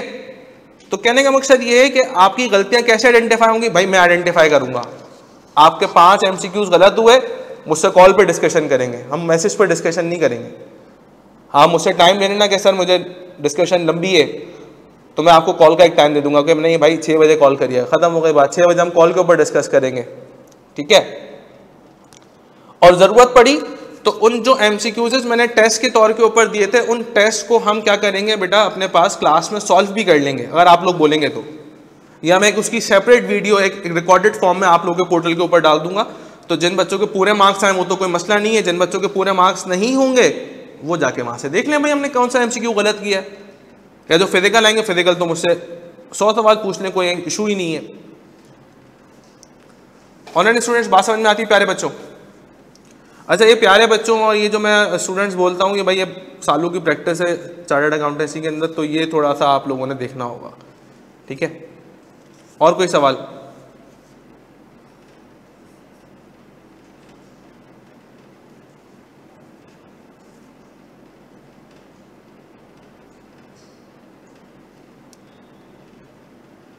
बाकी एडमिन का कांटेक्ट नंबर आपके पास आ रहा होगा। अच्छा, मेक श्योर कि आप लोग सब ग्रुप के ऊपर अवेलेबल हो, तो ग्रुप के ऊपर सारी की सारी इन्फॉर्मेशन आपके पास हो जाएगी। RFO मैं कराऊंगा, उसकी टेंशन लेने की ज़रूरत नहीं है, सारा काम मैंने कराना है। आपका काम क्या है, मैं आपका काम बता देता हूँ, अपना काम बता देता हूँ। मेरा काम है पढ़ाना, आपका काम क्या है? मटेरियल कहाँ से आएगा? मेरा काम है भाई हम सोर्सेज लगा लेंगे, हमारा अल्लाह का शुक्र है हमारे पास बहुत सोर्सेज है, मटेरियल हम निकाल लेंगे। आपका काम क्या है? आपका काम ये है क्लास लेना, एक काम है क्लास लेना। दूसरा काम ये है सेल्फ प्रैक्टिस। सब प्रैक्टिस का मटेरियल कौन देगा? भाई मैं दूंगा। आपने क्या टेंशन लेनी? आपने टेंशन नहीं लेनी, टेंशन लेने का काम मेरा। ऐसे ही नहीं आधे बाल गिर गए मेरे सर के, टेंशन ले लेंगे, बाकी और गिर जाएंगे आहिस्ता आहिस्ता, वो मसला नहीं है। लेकिन कहने का मकसद ये है प्यारे बच्चों कि आपका काम है क्लास लेना। सबसे पहली चीज़ देखो, मैं घर पे आके तो किसी को उठा नहीं सकता बेटा क्लासेस लो, सही है, वो तो आप लोगों ने खुद पंचुअलिटी के साथ लेनी पड़ेगी क्लासेस ले लो। दूसरी बात, जो मैं प्रैक्टिस मटेरियल दूं उसकी प्रैक्टिस कर लो, बस आपका काम खत्म हो गया, अब ऐश करो, मसला कोई नहीं है।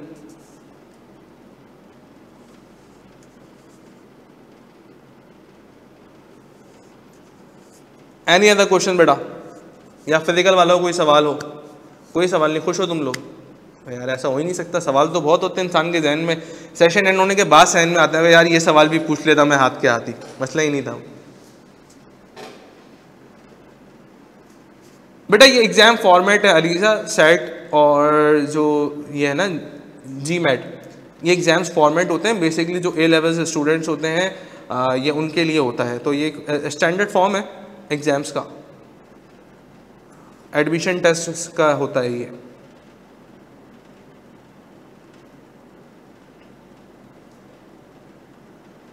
जी भाई, एनी अदर क्वेश्चन बेटा? किसी का कोई सवाल नहीं? चलो ओके, फिर एक काम करते हैं, क्लास आज का सेशन हम यहीं पे एंड करते हैं। मैं ग्रुप पे वैसे अवेलेबल हूँ, जो हमारे पास अनरजिस्टर्ड ग्रुप है। अच्छा, अनरजिस्टर्ड ग्रुप के हवाले से एक बात और बता दूं कि वो हो सकता है कि क्लोज हो जाए, क्योंकि एडमिशन जब फाइनल हो जाएंगे तो सारी क्यूरीज का आंसर जो है ना वो रजिस्टर्ड ग्रुप पे होगा। सारे बेनिफिट्स जो होंगे वो वही अवेल कर सकता है जो कि एक रजिस्टर्ड स्टूडेंट्स होगा, ठीक है। तो कोशिश करिएगा अपने आप को जल्द से जल्द इनरोल करा लें। अच्छा, कुछ क्लासेस हो सकता है मैं डेमो आप लोगों को प्रोवाइड करूं, ठीक है, as a free of cost demo classes मैं आपको प्रोवाइड कर दूं। ऐसा मसला तो नहीं है ना कि सर पहले हम डेमो क्लासेस ले लेते हैं और फिर देन हम सोचेंगे कि जो है वो एडमिशन लें या ना लें? क्या बोलते हैं आप लोग? साबिर की तो हाँ है इस बारे में। चलो बस फिर एक काम करते हैं, हम डेमो क्लासेस ऑर्गेनाइज करते हैं। डेमो क्लासेस पहले आप ले लो ताकि समझ में आ जाए कि यार किस तरह की क्लासेस चल रही हैं। इंशाल्लाह आपको मजा आएगा, मजा आएगा। एक क्लास लोगे मजा आएगा, ठीक है। डेमो क्लासेस का लिंक अनरजिस्टर्ड ग्रुप में ही एडमिन शेयर कर दिया करेगी आप लोगों को। आई एम 34 वेदर अवेलेबल, देख लेंगे सारा, नो इशू, देख लेंगे सारा, उसका कोई मसला नहीं है, ठीक है, वो कर लेते हैं, उसके ऊपर डिस्कशन कर लेंगे, ठीक है। ये स्पेसिफिक डिस्कशन है तो फिर ये उसके ऊपर कर लेंगे, मैसेज वगैरह पे कर लेंगे, सही है।